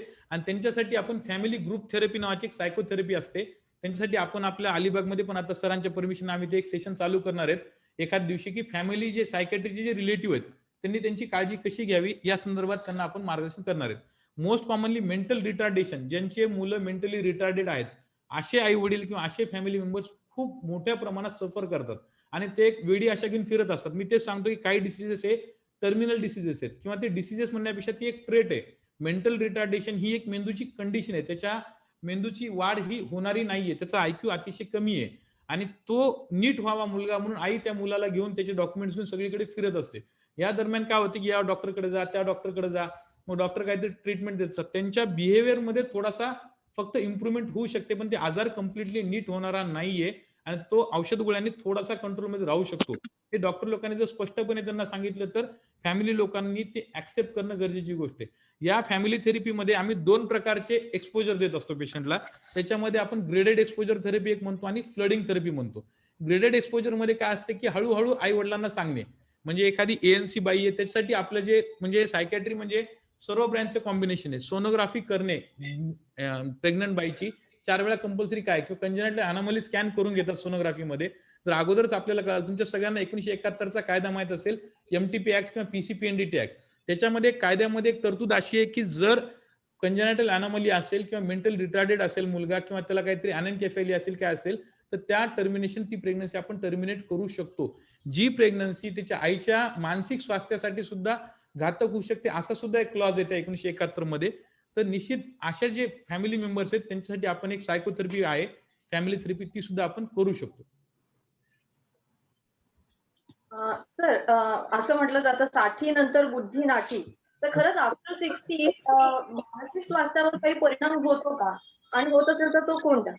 अच्छा, 60 नंतर बुद्धी नाठी म्हणण्यापेक्षा मी त्याला एक मराठीत दुसरं म्हणेल की म्हातारपण आणि बालपण हे एकदम सारखं असतं. ठीक आहे, जसं आपण पाहिलं की म्हातारपणामध्ये वेगवेगळे आजार जडतात. उदाहरणार्थ चष्मा 40च्या नंतर लागतो, डायबिटीज ची तपासणी किंवा हायपरटेन्शन हे रिटायरमेंट नंतर येणारे आजार आहेत. काय होतं की अवयवांची झीज होते म्हातारपणी. जसं आपलं लहानपणापासून आपलं कसं आहे की लहानपणापासून शरीर वाढत वाढत जाते, एका पर्टिक्युलर एजला येऊन आपलं वेट हाईट ही फिक्स होते, नंतर ती डिक्रीज होत जाते आफ्टर 60 इयर्स. म्हणजे झीज होते. झीज म्हणजे हातापायांची झीज होणं, चेहऱ्याची झीज होणं, शरीराची झीज होणं. जशी ही शरीराची झीज होते तसंच मेंदू हा देखील आपल्या शरीराचाच एक भाग आहे किंवा आपल्या शरीराचाच एक ऑर्गन आहे. ह्याची झीज जेव्हा होते त्यावेळेस काय होतं, मेंदूचं फंक्शन काय, तर पर्टिक्युलर गोष्टी लक्षात ठेवणं. त्या मेंदूमध्ये ज्या मेंदूचा एक पार्ट आहे त्याच्यामधला हिप्पोकॅम्पस म्हणून आपण त्याला, त्या पार्ट मधली झीज जी आहे सुरुवातीला ती होते, त्यामुळे त्याला फॉरगेटफुलनेस, ज्याला विसरभोळेपणा म्हणतो, ती गोष्ट लक्षात राहत नाही. जशी ती गोष्ट आहे की 60 नंतर बुद्धीनाठी, विसरभोळेपणा सुरू होते, एखादी गोष्ट आठवत नाही. एक जोक आहे की डोक्यावर चष्मा लावून तो आजोबा सगळ्या घरात शोधत असतो की माझा चष्मा कुठे, माझा चष्मा कुठे, कारण त्याला ते चष्मा आठवत नाही की आपण डोक्यावर ठेवलेला किंवा हे केलेलं. तर हे विसरभोळेपणाचा आजार डेव्हलप होतो आणि या विसरभोळेपणाचा आजार डेव्हलप झाल्यानंतर जो आहे त्यासाठी आपण मेमरी क्लिनिक ही जी एक चांगली कन्सेप्ट आहे आपल्या मेमरी क्लिनिक म्हणजे MMCN म्हणून आम्ही त्यांची तपासणी करत असतो. दर सोमवारी आपल्या ओपीडी नंबर 22 मध्ये मेमरी क्लिनिक हे आपल्याकडे चालू केलेले आहे. आणि हे मेमरी क्लिनिक आपण सुरुवातीला रायगडमध्ये चालू केल्यानंतर आज महाराष्ट्रभर प्रत्येक जिल्ह्यामध्ये मेमरी क्लिनिक 2018 पासून चालू आहे. सॉरी 19 पासून आपल्या पूर्ण महाराष्ट्रभर मेमरी क्लिनिक चालू आहे. तर हे जे मेमरी क्लिनिक मध्ये आपण काय करतो, अशा लोकांची आपण तपासणी करतो आणि अशा लोकांना आपण उपाययोजना देत असतो. तर अशा जे वयस्कर लोक आहेत त्यांना औषधोपचारासोबत सोबतच काउन्सिलिंगची पण गरज असते. ती काउन्सिलिंग पण आपण करत असतो. तर ती बुद्धिनाटी जी म्हणतो आपण, ही बुद्धिनाटी झीज मुळे आहे. पण अशा कुठले औषधोपचार अजून डेव्हलप झालेले नाही की झालेली झीज भरून काढण्याची. कारण आपल्या मेंदूचाच किंवा न्यूरल टिश्यूज असा आहे की त्याची एकदा डिजनरेशन झाल्यानंतर ते परत रिजनरेट शक्यतो होत नाही किंवा खूप कमी प्रमाणात त्याच्यामध्ये होतं. तर आपल्याकडं झालेलं डिजनरेशन रोखण्यासाठी उपाययोजना नसून होऊ नये, डिजनरेशन होऊ नये म्हणून काही मेमरी एक्सरसाइज असेल. या मेमरी एक्सरसाइजेस मध्ये उदाहरणार्थ काय, आजकाल जर आपण पाहिलं, जुने आजी आजोबा तर ठीक होते, पण आपल्या काळामध्ये आज आपण मोबाईलचा वापर करतो, डायरेक्ट कॉन्टॅक्ट मध्ये जातो आणि डॉक्टर नियर आहोत आणि डायरेक्ट फोन लावतो मी, त्यांचा नंबर मी डायल करत नाही. तेच जर अगोदर पाहिलं तर त्यांचा नंबर 1 2 3 4 5 हे असं डायल करायचो आपण. ही छोटी मेमरी एक्सरसाइज आहे, पण ह्याच्यामुळे मेमरीचे जे आकडे तुमच्या डोक्यात लक्षात राहतील. दुसरी एक गोष्ट की कॅलेंडर, जे कॅलेंडर आपल्या जर आपण व्यापारी लोकांच्या दुकानात पाहिलं तर डेटची जी कॅलेंडर ती काढून टाकतात. तर ते सकाळी उठल्यानंतर जी चिठ्ठी पाडायची सवय आहे, हे जे कॅलेंडर आहे की आज समजा 12 तारीख आहे, ऑक्टोबर महिना आहे, हे सकाळी त्यांच्या मेमरीवर एक्सरसाइज होते.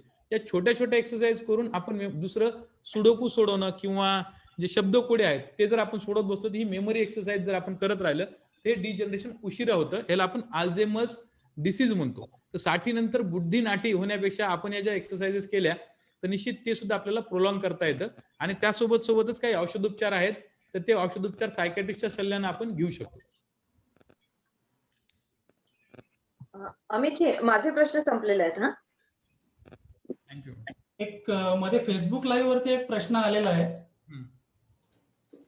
हॅलो, बोला सर, बोला. एखाद्या व्यक्तीला याच्यामध्ये विचारलेलं आहे, तनुजा अविनाश यांनी विचारलेलं आहे, एखाद्या व्यक्तीला मानसोपचाराकरता जायचं असेल तर सोबत आई वडीलच असणे गरजेचं असतं का, की मित्रमैत्रीण किंवा इतर नातेवाईक आले तरी चालतात?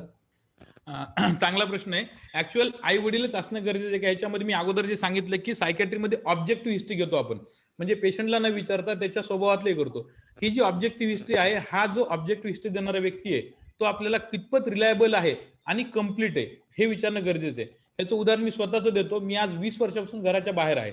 आज माझ्याबद्दल माझे आई वडील रिलायबल आहेत, इन्फॉर्मेशन रिलायबल देतील, पण कुठपर्यंत देतील, 10वी पर्यंत त्यांच्यासोबत राहायचं तर माझ्या स्वभावातला फरक 10वी पर्यंत ते यशस्वीरित्या सांगू शकतात. पण आज मी सुट्टीच्या दिवशीच घरी जातो, त्यावेळेस माझ्या बिहेवियर मध्ये प्रॉब्लेम नसतील, पण माझ्यासोबत राहणारा जो माझा मित्र आहे तर त्यासाठी सायकॅट्रिकची हिस्ट्री घेण्यासाठी आई वडीलच जरुरी असणं असं गरजेचं नाही. तर त्याच्यासोबत त्याचा सहवास कुणाचा आहे आणि रिलायबल, पहिली गोष्ट रिलायबल असला पाहिजे पुढचा व्यक्ती. शक्यतो नातेवाईक हे रिलायबल असतील, कारण की त्याच्या बिहेवियरचा फरक किंवा भरपूर प्रमाणात त्यांना त्यांची काळजी असते असं आपण कन्सिडर करू. त्यामुळे नातेवाईक रिलायबल असतील. आणि दुसरी गोष्ट कम्प्लीट असणं गरजेचं आहे. खूप वेळा आपल्याला कम्प्लीट इन्फॉर्मेंट भेटत नाही, मग अशा वेळी आपण काय करतो, 2-3 इन्फॉर्मेंट घेतो. म्हणजे उदाहरणार्थ माझ्याबद्दल घ्यायची झाली हिस्ट्री, समजा मी जर पेशंट झालो उद्या आणि जर सरांनी सायकॅट्रिस्ट माझी हिस्ट्री घेत असतील तर माझ्या आई वडिलांना विचारतील आणि नंतर माझ्यासोबत राहणाऱ्या माझ्या मित्रांना विचारतील. असं एकत्रीकरण करून आपण कम्प्लीट आणि रिलायबल हिस्ट्री आपण गॅदर करत असतो. त्यामुळे असं कंपल्सरी नाहीये की आई वडीलच असावे, पण एक रिलायबल आणि कम्प्लीट हिस्ट्री देणारा व्यक्ती त्या पेशंट सोबत असावा. राऊत मॅडम, हा, येस, तुमच्याकडे काही प्रश्न असतील तर विचारावे. हा, मला सर थोडं एक आपल्याला विचारायचं होतं. म्हणजे बरेचसे प्रश्न कव्हर झालेत मला ज्यांनी विचारले होते ते. तर फक्त मला एक लिगल रिलेटिव्ह विचारायचं होतं की काही वेळेला केसेसमध्ये असं दिसून येतं की काही महिला ह्या, म्हणजे ती सून असू दे नाही तर सासू असू दे, ती अदर पार्टीला भिवण्यासाठी काहीतरी वेगळे चाळे करत असते.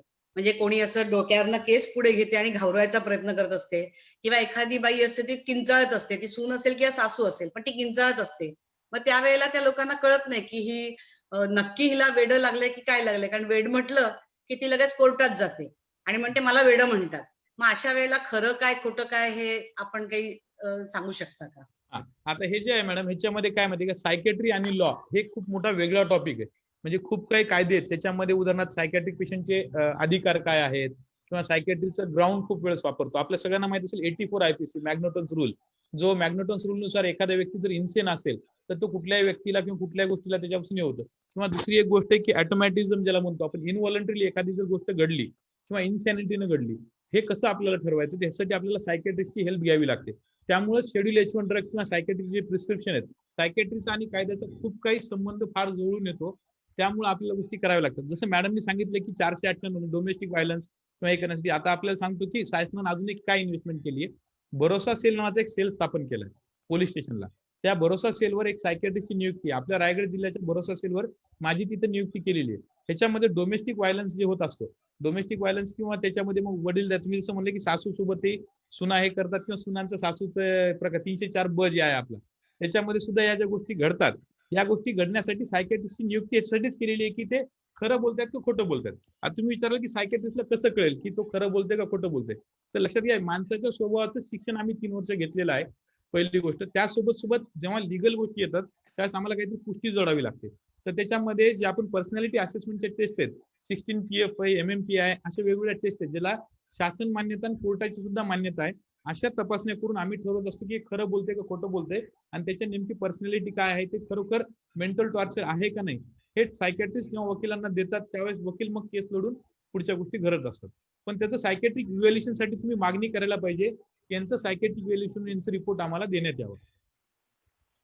Thank you sir. सर आणखीन एक म्हणजे काय की बऱ्याच वेळेला रिलेटिव्ह फोबिया असतो की नाही, मला ह्याच्याकडे बघितलं की नकोसच वाटतं, म्हणजे हा काही मानसिक आजार आहे का? रिलेटिव्ह फोबिया म्हणण्यापेक्षा तो पर्सनॅलिटीचा पार्ट आहे. एखाद्या व्यक्ती ज्याला आपण म्हणू की त्या गोष्टीसाठी मी नेहमी एक सांगतो की स्ट्रेस कोपिंग मेकॅनिझम, म्हणजे एखाद्या व्यक्ती बघितला की मला तो स्ट्रेस देतोय, तर स्ट्रेस देतोय म्हणजे अवॉइड, ज्याला आपण म्हणू की त्या व्यक्तीला आपण अवॉइड करू शकतो. मी नेहमी स्ट्रेस कोपिंग मेकॅनिझम मध्ये 4A चा फॉर्म्युला देत असतो सगळ्यांना. त्यातलं तुम्ही जे म्हणाल ते अवॉइड करू शकतो का बघू आपण. सर्वात महत्वाची गोष्ट आहे की अशा व्यक्तीला बघितल्यानंतर आपल्याला चीड येते किंवा नाम येतो, हा पर्टिक्युलर व्यक्तीच्या काहीतरी चुकांवरून आपण जजमेंटल होत असतो. जजमेंटल म्हणजे काय, तो चांगला आहे का वाईट आहे, ग्रे शेड. लक्षात घ्या की मी खूप वेळा पेशंट लोकांना किंवा जे माझ्याकडे नॉर्मली काउन्सिलिंगसाठी येतात त्यावेळेस मी त्यांना सांगत असतो की एखादा व्यक्ती चांगला आहे का वाईट आहे हे ठरवताना आपण फक्त त्याचे वाईट गुणच पाहून त्याला ठरवून टाकतो, किंवा व्हाईट आणि ग्रे शेड ज्याला आपण म्हणू, दोनच शेड मध्ये माणसाची विभागणी न करता, जसं आपल्याला हे होतं की अगोदर 10वीला आपल्याला पासिंगसाठी 35% मार्क असायचे, 35% असेल की आपण पास म्हणायचो. म्हणजे थोडक्यात काय, त्यानं 65% चुकलेला आहे तरी तो पास आहे. एखाद्या व्यक्तीचे चांगले गुण शोधण्याचा, एखादा बोर्ड आहे, त्या बोर्डवर पांढरा ठिपका आहे, तर काळा बोर्ड न दिसता पांढरा ठिपका आपल्याला दिसला पाहिजे. त्या व्यक्तीचे चांगले गुण जर आपल्याला दिसले तर आपण निश्चित त्या गोष्टीपासून आपण दूर होऊ शकतो. पण काही व्यक्तींमध्ये आपण म्हणतो की नाही, तो व्यक्ती सर तुम्ही शक्यच नाही, 80-85% चुकीचा आहे. तर पर्टिक्युलर एखाद्या व्यक्तीबद्दल त्याचं वागणूक चुकीची असू शकते, पण ज्याला आपण एम्पॅथेटिक म्हणतो, त्याच्या जागी जाऊन विचार जर आपण केला की तो माझ्यासोबत असा का वागतोय, हे ज्यावेळेस आपण पाहू त्यावेळेस त्याचं अनालिसिस केल्यानंतर आपल्याला जर पटलं नाही इकडे त्याच्या जागी जाऊन मी सुद्धा असंच वागले असते तर ठीक आहे. नाही जर असं होऊ नये, जर आपल्याला वाटत की नाही इकडे तो व्यक्तीच आहे, त्या व्यक्तीला आपण अवॉइड करणं थोडंसं बेस्ट राहील. किंवा मग आपल्याला पुढची एक गोष्ट बघावी लागेल आमच्या सायकॅट्रीमध्ये, ज्याला आम्ही डिल्युजन ऑफ रेफरन्स म्हणतो, की त्या व्यक्तीकडे बघून असं विनाकारण होते, तर निश्चित एकदा सायकॅट्रिक इव्हॅल्युएशन स्वतःच पण आपण करून घेतलं. बरोबर आहे सर. सर एक कॉमन प्रश्न असतो बऱ्याच वेळेला लोकांचा की नाही हो, माझं आता ना माझ्या डोक्यावरती परिणाम झालाय म्हणून मला आता शेवटी उपाय नाही म्हणून मी अंमली पदार्थ घेतोय, दारू घेतोय, गांजा घेतोय, तर ह्याचा आणि मानसिकतेचा काही परिणाम आहे का, संबंध आहे का? हा, निश्चित. एक लक्षात घ्या की NDPS कायदा तुमच्या सगळ्यांना माहिती, 1985 जो नार्कोटिक्स ड्रग प्रोटेक्शन प्लस कायदा, NDPS कायदा, NDPS कायद्याअंतर्गत कुठलेही अंमली पदार्थ घेणं हा गुन्हा आहे. अंमली पदार्थांची एक लिस्ट दिलेली, जे आता सध्या सगळीकडे NCB नॅशनल क्राईम ब्युरो, जे म्हणजे नार्कोटिक्स क्राईम ब्युरो जे आपलं आहे, ते सगळीकडे सध्या फंक्शनल आहे सुशांत सिंग राजपूतच्या केसमुळे. तर अंमली पदार्थ घेणं कुठल्याही परिस्थितीमध्ये चुकीचंच आहे. कायद्यानं ज्या गोष्टीला बंधन घातलेलं आहे तर ते अतिशय चुकीचं आहे. आणि जे लोक ह्याला रॅशनलाइज करतायत किंवा जे कारण देतात की नाही इकडे की आम्हाला म्हणजे काय की मला काहीतरी टेन्शन आहे हे म्हणून मी घेतोय, तर लक्षात घ्या की तेच त्याचं उत्तर नसून त्या व्यक्तीसाठी टेन्शनचे औषधोपचार उपलब्ध आहेत. आणि हाच असेस जो चुकीचा असेस होतोय, म्हणजे टेन्शन मध्ये आल्यामुळे तो दारूचं हे करतोय, सेवन करतोय. समजा दारू ही लिगली म्हणजे अलाउड आहे 18 वर्षाच्या वर, तर तो माणूस म्हणतो मी टेन्शन मध्ये जाऊन दारू पितोय. टेन्शन आहे ना तुझं, तो रूट कॉज आपण दूर करण्यासाठी दारूची इझिली असेसेबल जसं आहे तसं सायकॅट्रिस्ट सुद्धा तुला इझिली असेसेबल आहेत. तो चल 10 रुपयाची चिठ्ठी काढल्यानंतर ओपीडी मध्ये दाखवून घेऊ आपण तुला, आणि सायकॅट्रिस्ट आपण औषधोपचार घेऊ, असं आपण म्हणू शकतो. तर ते रॅशनलायझेशन आहे मॅडम, की ते कारण देतात. सर असं म्हणतात बऱ्याच वेळेला की आम्ही सांगितलं की आपण जरा सायकॅट्रिस्टकडे जाऊन तपासून घ्या, तर लोकांना असं वाटतं की सायकॅट्रिस्ट कडे पाठवायचं म्हणजे ते वेडे झालेत, असं काही आहे का? तेच आहे मॅडम, की त्याच्यासाठीच आपला जो अवेअरनेस आहे हे सगळ्यांनाच कॉमनली वाटतं. सायकॅट्रिस्ट हे जे शब्द आहे, सायकॅट्रिस्ट शब्द सोबत त्याला पर्यायी शब्द दुसरा काही नाही. सायकॅट्रिस्ट म्हणजे कन्सल्टंट न्यूरो सायकॅट्रिस्ट आहेत.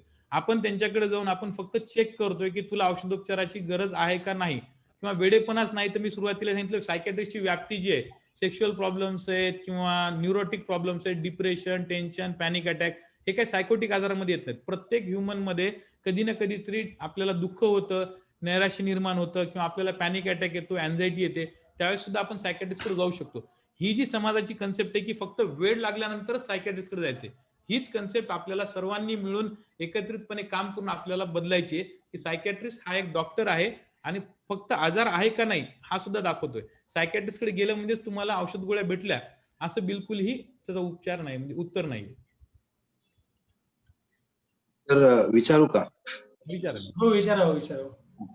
सर काय आहे की ह्या सायकोटिक आजारावर परमनंट असं काही सोल्युशन आहे की नाही? कारण आमचा एक रिलेटिव्ह आहे, तो गेले 20-25 वर्ष रेग्युलर ट्रीटमेंट घेतोय. ते डॉक्टरांच्या गोळ्या वगैरे सतत चालू आहे, जवळपास 25 वर्ष झाली.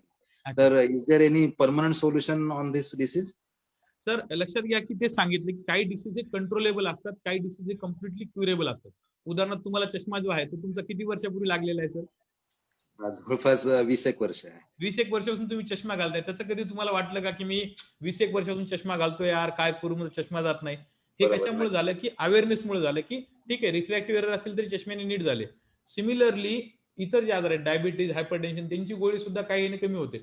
पण जे तुमच्या मनातले प्रश्न आहेत, ह्याच प्रश्नांचा काही लोक वापर करतात आणि आयुर्वेदिक उपचार पद्धती घेऊ, होमिओपॅथी घेऊन त्या गोळ्या औषध बंद करू, किंवा चल बा भोंदू भक्ताकडे जाऊ, तिथे गेल्यानंतर नीट होऊ, असे प्रकार सुद्धा खूप करतात. ह्याला आम्ही कॉम्प्लायन्स म्हणतो. कॉम्प्लायन्स म्हणजे काय की ट्रीटमेंट रेग्युलर घेणे आणि डिसीज कंट्रोलमध्ये ठेवणे, हेच त्याचं एकमेव परमनंट सोल्युशन आहे. Thank you sir. सर एक कामाच्या ठिकाणी आजकाल बराच ताण येतो. अच्छा. कामाच्या ठिकाणी ताण येतो आणि मग त्यावेळेला तिकडचे कर्मचारी विक्षिप्त वागतात. तर ह्या समस्या अशा होऊ शकतात का? म्हणजे ते मानसिक आजाराकडे वळतात का या समस्या? Actual madam, mental health day जे होता 2-3 वर्षापूर्वी, त्यावेळेस त्याची एक थीम होती mental health at work place. म्हणजे वर्क प्लेस मध्ये तुमची मानसिकता कशी राहायला पाहिजे हे तिथले ऍडमिनिस्ट्रेटिव्ह ऑफिसर जे आहेत त्यांच्यावरती भरपूर प्रमाणात डिपेंड असते. कधी शासन करून, कधी प्रेमानं बोलून, किंवा कधी एखाद्या गोष्टीची त्या व्यक्ती तसा का वागला, जे एम्पॅथेटिक विचार करून जे म्हणतो आपण, अशा व्यक्तीला हे करू लागतो. काही लोकांना शासन केल्याशिवाय ते लोक नीट होत नाहीत. तर ह्याचं उत्तर चांगले ऍडमिनिस्ट्रेटिव्ह ऑफिसर लोकच आपल्याला देऊ शकतात, की जे आहे mental health at work place. Mental health at work place mostly तिथल्या बॉसच्या वर्तणुकीवर इतर लोकांची मेंटल हेल्थ डिपेंड असते. काही ठिकाणी त्यासाठी मग स्ट्रेस जर येत असेल आपल्याला, म्हणजे कार्यशैली, उदाहरणार्थ कसं की बाबा जुना एखादा तुमचा जज आहे, त्यांनी सांगितलं होतं की असं वागायचं आणि अचानक सडन जज चेंज झाले आणि आता त्यांनी सांगितलं अधिकार त्यांच्या हातात आहेत, तर त्या सिच्युएशनला आपण अडॅप्ट केलं पाहिजे, ऍक्सेप्ट केलं पाहिजे की ठीक आहे आता बॉस चेंज झालेत आणि आता नवीन नियमावली आलेली आहे, नवीन नियमावलीनुसार आपल्याला असं वागायचंय. That sheet is adaptation. म्हणजे माणसाच्या स्वभावामध्ये मी जे सांगितलं 4 ए, त्यातला पहिला ए होता अवॉइड करणे. नवीन जर कुठला स्ट्रेस येत असेल आणि तो स्ट्रेस कामासाठी आणि योग्यसाठी असेल, योग्यतेसाठी, तर आपल्याला ते अडॅप्ट करावं लागेल. दुसरी गोष्ट, तुमच्या हाताखालचा व्यक्ती जर चुकीचं वागत असेल आणि त्याच्यामुळे जर तुम्हाला येत असेल, तर तुम्ही त्याचं पहिले व्यवस्थित अनालिसिस केलं पाहिजे की हा असा का वागतोय, किंवा ह्या व्यक्ती असं याची वर्तणुकीमध्ये फरक काय, ह्याचा एम्पॅथेटिक मध्ये त्याच्या जागी जाऊन विचार आपण केला. उदाहरण द्यायचं झालं तर एखादा व्यक्ती आज सांगतो की 3 दिवस झाला तो लेट येतोय ऑफिसला, 10 वाजता त्याला बोलवलं पण तो 10:30 येतोय. आल्यानंतर तो सांगतो सर माझी गाडी पंक्चर झाली. ठीक आहे, एक वेळ आपण ऍक्सेप्ट करू शकतो पंक्चर झाली, की आपली गाडी पंक्चर होऊ शकते. सेकंड टाइम आला सर माझी गाडी पंक्चर झाली. थर्ड टाइम झाला तर काही आपण जे पाहिलं की हा आपल्याला म्हणजे वेड्यात काढतोय, काय करतो, अशाच आपण त्याला शासन करून आपली मानसिकता तिथं सुधारू शकतो.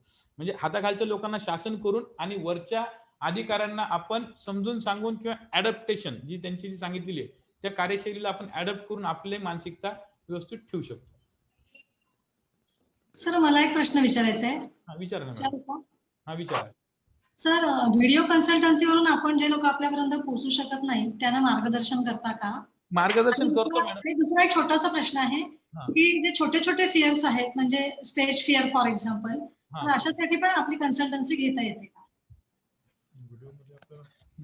मॅडम, सध्या कोविड पॅन्डेमिक मध्ये पाहिलं आपण की व्हिडिओ कन्सल्टन्सी खूप महत्वाची ठरली आहे. काही व्हिडिओज आपण हे केलेले आहेत आणि जे रुग्णांपर्यंत पोहोचू शकत नाही तर आपल्या फिजिकल डिस्टन्सिंग ठेवायचं आहे. तर ह्यामध्ये खूप फायदेशीर ठरलंय ते.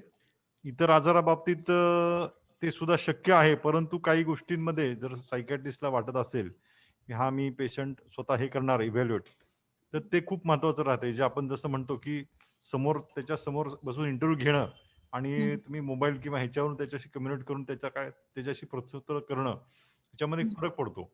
कोविडमध्ये मी अनुमती देतो, पण इतर बाबतीत मी अमोलला विचारतो की त्यांनी सांगावं काय करता येईल आपल्याला.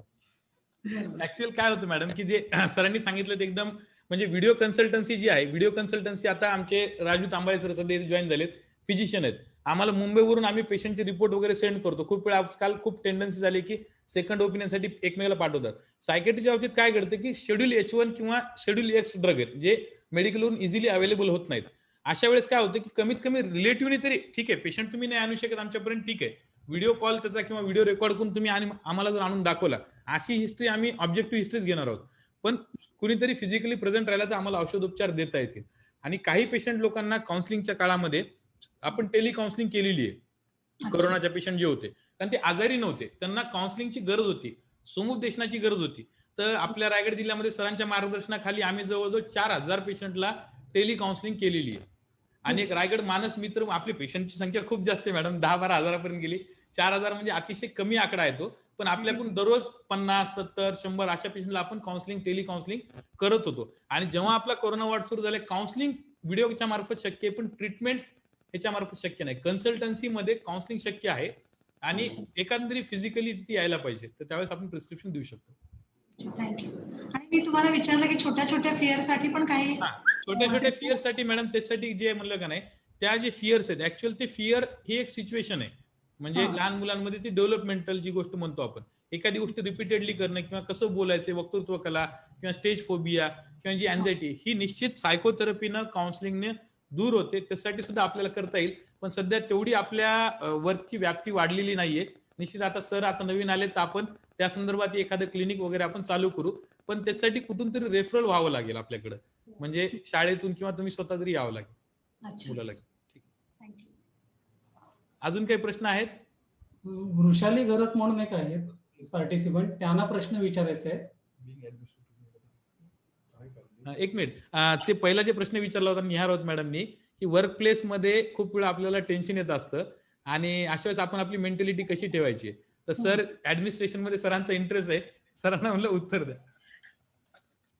हे अमोलनी सांगितलं की वर्कप्लेस मध्ये आता मी पाहिलं कोरोना पॅन्डेमिक मध्ये सगळ्या गोष्टीला सिव्हिल सर्जनला उत्तर द्यावं लागतंय आणि मी आल्यापासून बऱ्याच गोष्टींना उत्तरं दिली आहेत लोकांच्या आणि सगळे प्रश्न माझ्यापर्यंत येत होते. पण काय करावं लागतंय, जे सुटण्यासारखे ते इझिली सोडवावे लागतात. सर्वांचे फोन घ्यावे लागतात, तोंडामध्ये साखर ठेवावं लागते आणि डोक्यावर बर्फ ठेवावा लागतो. हे सूत्र पाळावंच लागतं आणि आपण स्वतः जर शांत राहिलो आणि आपण जर ते योगा मेडिटेशन केलं तर नक्कीच तो जो ऍडमिनिस्ट्रेटर आहे तो नक्कीच चांगल्या पद्धतीने काम करेल.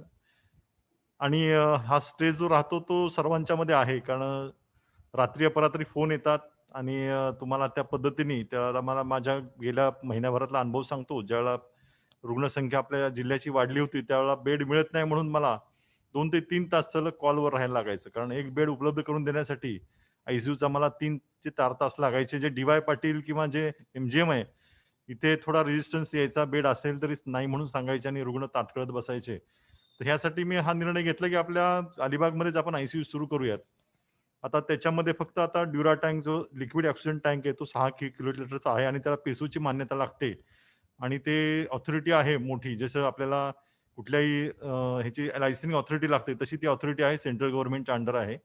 त्यांनी आपल्याला सँक्शन दिल्यानंतर आपण ती इन्स्टॉल केली आणि आपण ती इथला आयसीयू ची आता आपण प्री इन्स्टॉलमेंट मान्यता घेतली होती, आता पोस्ट इन्स्टॉलमेंट ती मान्यता घेऊ आणि ती कार्यान्वित करू. पण स्ट्रेस हा प्रत्येकाला आहे, वर्कच्या ठिकाणी आहे. तर आपण, मला असं वाटतंय की पॉझिटिव्ह ॲटिट्यूड ठेवला तर नक्कीच त्यातनं मार्ग निघतो. ऍडमिनिस्ट्रेटर म्हणून फार काळ काम करायला मिळालंय मला. मी ह्याच्या आधी आरएमओ म्हणून काम केलं आणि आरएमओ कडे बऱ्याचशा गोष्टी अशा तक्रारीच्या असतात. साताऱ्यामध्ये सुद्धा मी अनुभव घेतलाय. मी तिथला लोकल होतो. रायगड जिल्हा नवीन असला तरी गेले 2-3 महिने मी ठाण मांडून बसलोय आणि मला सगळ्यांच्या व्यक्तिमत्व जसं अमोल म्हणतो तो सायकॅट्रिस्ट आहे, मी त्याचा आरसा आहे, मी त्यातून पाहतो की हा का उशिरा येतो, नक्की काय कारण आहे, ह्याला सवय लागलेली आहे. सवय आपण एकदम एका दिवसात नाही मोडू शकत. हळूहळू हळूहळू त्याच्या अंतःकरणात जाऊन बाबा त्याचं काय, बाबा घरची काय अडचण आहे का तुझी, असं करून ते सोडवावे लागतात प्रश्न. तर ऍडमिनिस्ट्रेटरला हा सायकॅट्रिस्ट सपोर्ट लागतो नक्कीच. आणि प्रत्येकाने त्याचे सपोर्ट घेऊनच सगळे प्रश्न सोडवावेत. काही सगळ्याच गोष्टी ऍडमिनिस्ट्रेशनने आणि कागदावर घेऊन किंवा त्याला मेमो देऊन होत नसतात. काही गोष्टी त्याच्या अंतःकरणात जाऊन सोडवाव्या लागतात. फक्त तेवढा वेळ मिळत नाही बिंग अ सिव्हिल सर्जन. माझी इच्छा असते बरीचशी काही गोष्टी घ्याव्यात, पण ठीक आहे, म्हणजे आपण त्याच्यामध्ये नक्कीच सर्वांनी प्रश्न विचारला. सुंदर प्रश्न मला जो वाटला. आणि शासनामध्ये चालढकल करणं किंवा कामाची जी आउटपुट आहे तो कमी असतो. आपण पाहिलं, आता मी रिलायन्सला गेलो होतो दुपारी, रिलायन्स हॉस्पिटलला. तिथे वर्क आउटपुट त्यांची स्ट्रिक्ट जे आहे ते खूप चांगल्या पद्धतीने, जे मी ऐकलं ते आपल्या इथं आपण इम्प्लिमेंट करू शकत नाही, कारण आपल्याकडे बऱ्याचशा अडचणी आहेत. त्यांच्या संघटना असतात, हे असतं. आपण कोणालाही फार जास्त प्रमाणामध्ये वर्ग 4 असेल किंवा सिस्टर्स असतील, त्यांच्या युनियन असतात आणि कुणावर अन्याय होणार नाही, सर्वांना सांभाळून घेऊन आपल्याला पुढे जायचं असते. तर जशी तुमची सिच्युएशन आहे, ज्या खुर्चीत तुम्ही आहात, जेवढे तुम्हाला अधिकार आहेत ते तुमच्या ह्याच्यामध्ये तुम्ही व्यवस्थित वापर करून त्याच्यामध्ये मानसिक संतुलन राखून समोरच्याचं आणि आपलं पण, याच्यावर आपला राग काढला तर त्याच्या दुप्पट आपल्यामधले हार्मोन्स वाढतात. हे मला आठवतंय. माझं नाव सुहास आहे.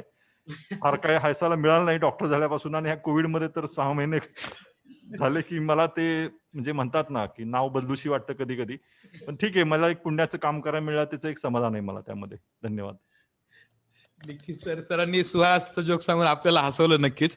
आणि सरांनी जे सांगितलं की म्हणजे महत्वाचा कन्क्लुजन एवढंच की डोक्यावर बर्फ आणि तोंडात साखर, याच्यातून आपण आपल्या वर्कप्लेसचा टेन्शन सॉल्व्ह करू शकतो. पुढचे काही प्रश्न आहेत कुणाचे? सर जवळजवळ प्रश्न झालेत. हा सर, खूप छान माहिती सांगितलीच आपण. मी सीएस सरांना पुन्हा एकदा वेलकम करते.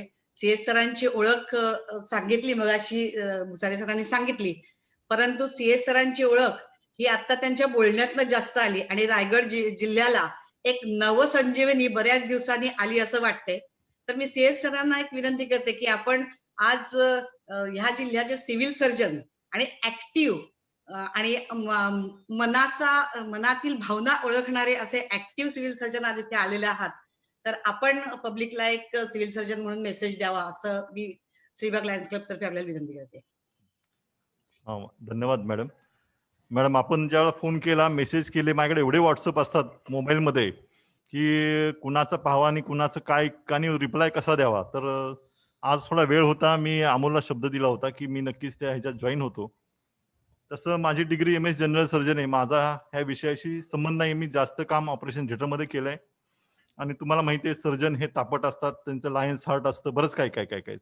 तर त्यानंतर थोडंसं असं वाटलं की आयुष्यामध्ये ऑपरेशन थिएटर नंतर आपल्याला शासन जबाबदारी देते, ह्याच्यामध्ये आपण ऍडमिनिस्ट्रेटर म्हणून काही गोष्टी शिकल्या पाहिजेत. ऍडमिनिस्ट्रेशन मध्ये बरेच वीक पॉईंट आहेत. जसं आता आपल्या कोरोना पॅन्डेमिक मध्ये आपल्या लक्षात आलं की शासनाने आरोग्य जो विभाग आहे, हेल्थवर किती खर्च केला आणि किती आपली इंडियाची हेल्थ सिस्टीम किती कमकुवत आहे हे आपल्याला दिसलं.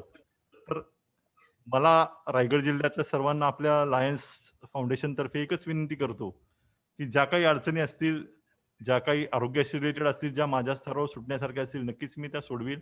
जिथं आपल्याला शिबिरं घ्यायची आहेत, कोरोना पॅन्डेमिक कमी झाल्यानंतर आपण लाईव्ह डिस्कशन करू. जे काही सोसायटीमध्ये हे मतिमंद मुलं आहेत त्यांच्या अडचणी, मला अमोल बोलला मगाशी की त्या मतिमंद मुलांचं जे पालन करणारे पालक आहेत त्यांच्या संदर्भात आपण एक चांगलं वर्कशॉप घेऊ शकतो.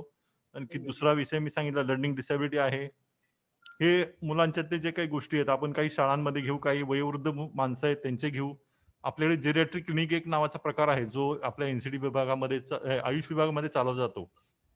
तर वयोवृद्ध मुलं जे काही लोक आहेत त्यांना शासनानं एक OPD सुरू करून दिली आहे. प्रत्येक डिस्ट्रिक्ट हॉस्पिटलला एक जेरियाट्रिक क्लिनिक सुरू केलेलं आहे जिथे त्यांचं आरोग्याची काळजी घेतली जाते. आपल्याला माहिती आहे की हे वयोवृद्ध माणसांकडे त्यांची मुलं जी परदेशात शिकायला असतील किंवा बेकार असतील, नोकरी धंदा नसेल तर ते सांभाळत नाहीत. बऱ्याच वेळा आपण पाहतो की त्यांची मुलं आई वडिलांना सांभाळत नसल्यामुळे त्यांच्याकडे दुर्लक्ष होतं आणि हा शासनाने निदानास आल्यानंतर एक जेरियाट्रिक क्लिनिक सुरू केलंय. त्याचं पण आपण आपल्या मार्फत चांगल्या पद्धतीने कार्यान्वित करू अशी माझी एक इच्छा आहे. आणि आपण जे काही वेळोवेळी सांगताल त्या पद्धतीने नक्कीच लायन्स फाउंडेशन जे आहे आपले त्याच्यामध्ये मी नक्कीच माझा वेळ देऊ शकेल. मला तुम्ही चीफ गेस्ट म्हणून बोलवलं, अमोलने सुद्धा या कार्यक्रमामध्ये मी इन्व्हॉल्व केलं. खूपच छान कार्यक्रम वाटला. सर्वांचं मी मनापासून आभार मानतो. राऊत मॅडम असतील आणि बाकी डॉक्टर हे देशमुख साहेब असतील आणि जे काही मगाशी अध्यक्ष बंगेरा सर असतील, तर प्रश्न पण छान होते, कॉमन असले तरी ते आपल्या सर्वांना त्यातून चांगलंच म्हणजे आपण ह्याचं एकदा चांगलं वर्कशॉप घेऊ आणि सोसायटीमध्ये किती प्रमाणात त्याचा आपल्याला सेवा देता येतील याचा नक्कीच अभ्यास करू. धन्यवाद. ठीक आहे, अमित, आपण आता मला वाटतं सामोपचाराकडे, आभार प्रदर्शनाकडे येऊया. मॅडम, फक्त शेवटी एकच मी सांगतोय, टेक होम मेसेज एवढाच आहे की गव्हर्नमेंट भरपूर प्रमाणात इन्व्हेस्ट करत आहे आणि हे इन्व्हेस्टमेंट करणं आमच्या म्हणजे गव्हर्नमेंटच्या ऑफिशियल्सच्या हातात आहे. इन्व्हेस्टमेंट म्हणजे आपली ओपीडी 22 नंबरची डीएमएचपीचं जे काय आहे, तर मला असं वाटतं की ह्याचा असेस देणं हे वेगवेगळ्या एनजीओच्या मार्फत आहे. एक दिशादर्शकाचं काम की बाबा तुझ्या टेन्शनचं सोल्युशन तिकडे नसून त्या इकडे आहे, अशा दिशादर्शकाचं काम आपल्यासारख्या एनजीओनी करावं, एवढीच माझी आपल्या सर्वांना कळकळीची विनंती. धन्यवाद. नक्कीच सर, आम्ही आपल्या हे सगळे आपण ज्या सूचना केल्या त्या सूचनांचं पण पालन करू आणि वेळोवेळी आपली शिबिरं आपण एकत्रितपणे घेऊ. आम्ही इतके दिवस घेतच होतो, पण ह्यापुढेही घेऊ. सर, आभार प्रदर्शनाकडे आपण आता वळूया. खूप वेळ मी आपला घेतलेला आहे. सर, थोडंसं सांगावं असं वाटतं भुसारे सरांच्या बद्दल की सरांनी जेव्हा सांगितलं की आपण असं लेक्चर घेऊया म्हणून, या मला खूप आनंद झाला, कारण मेंटल हेल्थ डे आम्ही नेहमीच घेतो, पण ह्या वर्षी कसा घ्यायचा हा प्रश्न आला होता. अगदी शॉर्ट नोटीस वरती हे सगळं झालं आणि सरांनी पण, भुसारे सरांनी पण त्याला मान्यता दिली. त्यावेळेला मी जेव्हा काही जणांशी बोलले तेव्हा मला त्याने सांगितलं, वेड्यांचे डॉक्टर काही नको, म्हणजे आपणच वेडे झाले. पण आज सगळ्यांना कळून चुकलं असेल की वेड्यांचे डॉक्टर हे अतिशय चांगल्या पद्धतीने सर्वसामान्यांना पण चांगले मार्गदर्शन करतात आणि आपल्याला त्या मार्गदर्शनाची गरज आहे. ते आपल्या सुंदर भाषणातून आणि आपल्या चर्चासत्रातून आपण आम्हाला सांगितलं. सर, मनापासून आपले धन्यवाद. खूप हलक्या सोप्या शब्दातनं आपण प्रत्येक कठीणच्या कठीण अशा शब्दांचं उकल करून सांगितलीत आणि ओसीडी बद्दल पण फार चांगल्या शब्दात सांगितलं आणि नवीन नवीन योजना आहेत त्याच्याबद्दलही सांगितलं. तसंच एक सांगायला आनंद वाटतो सर, इतके दिवस फक्त मनोरुग्ण विभाग वगैरे असं माहिती होतं, पण जेव्हापासून भुसारे सर, सिंग मॅडम तिथे आल्या आणि तिथे खरोखरच चैतन्य आलं आणि मनोरुग्ण ह्या जी आहे संकल्पना आहे, ती संकल्पना जाऊन तिथे आता खरोखरच सगळ्यांना त्याची गरज आहे हे सगळ्या समाजाला कळलं. आणि मी भुसारे सरांचे, सिंग मॅडमचे पण आभार मानते की खूप चांगले ते काउन्सिलिंग करतात आणि चांगल्या पद्धतीने केसेस सॉल्व्ह करतात. भुसारे सर, आपला मनापासून आभार.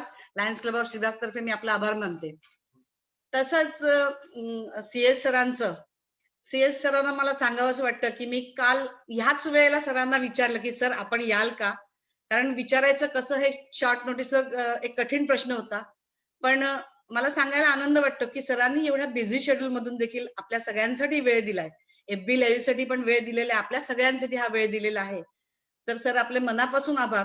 आणि एक सांगावं असं वाटतं आणखीन की जसं नवसंजीवनी दिलीत तशी सिव्हिल हॉस्पिटल अलिबागमध्ये खूप कंप्लेंट्स असायच्या आणि आता तुम्ही आल्यापासून हळूहळू सॉर्ट आउट होत आहेत आणि खरोखरचे ऑक्सिजन युनिट सिव्हिल हॉस्पिटलला मिळालेलं आहे, सिव्हिल हॉस्पिटल रायगडला मिळालेलं आहे.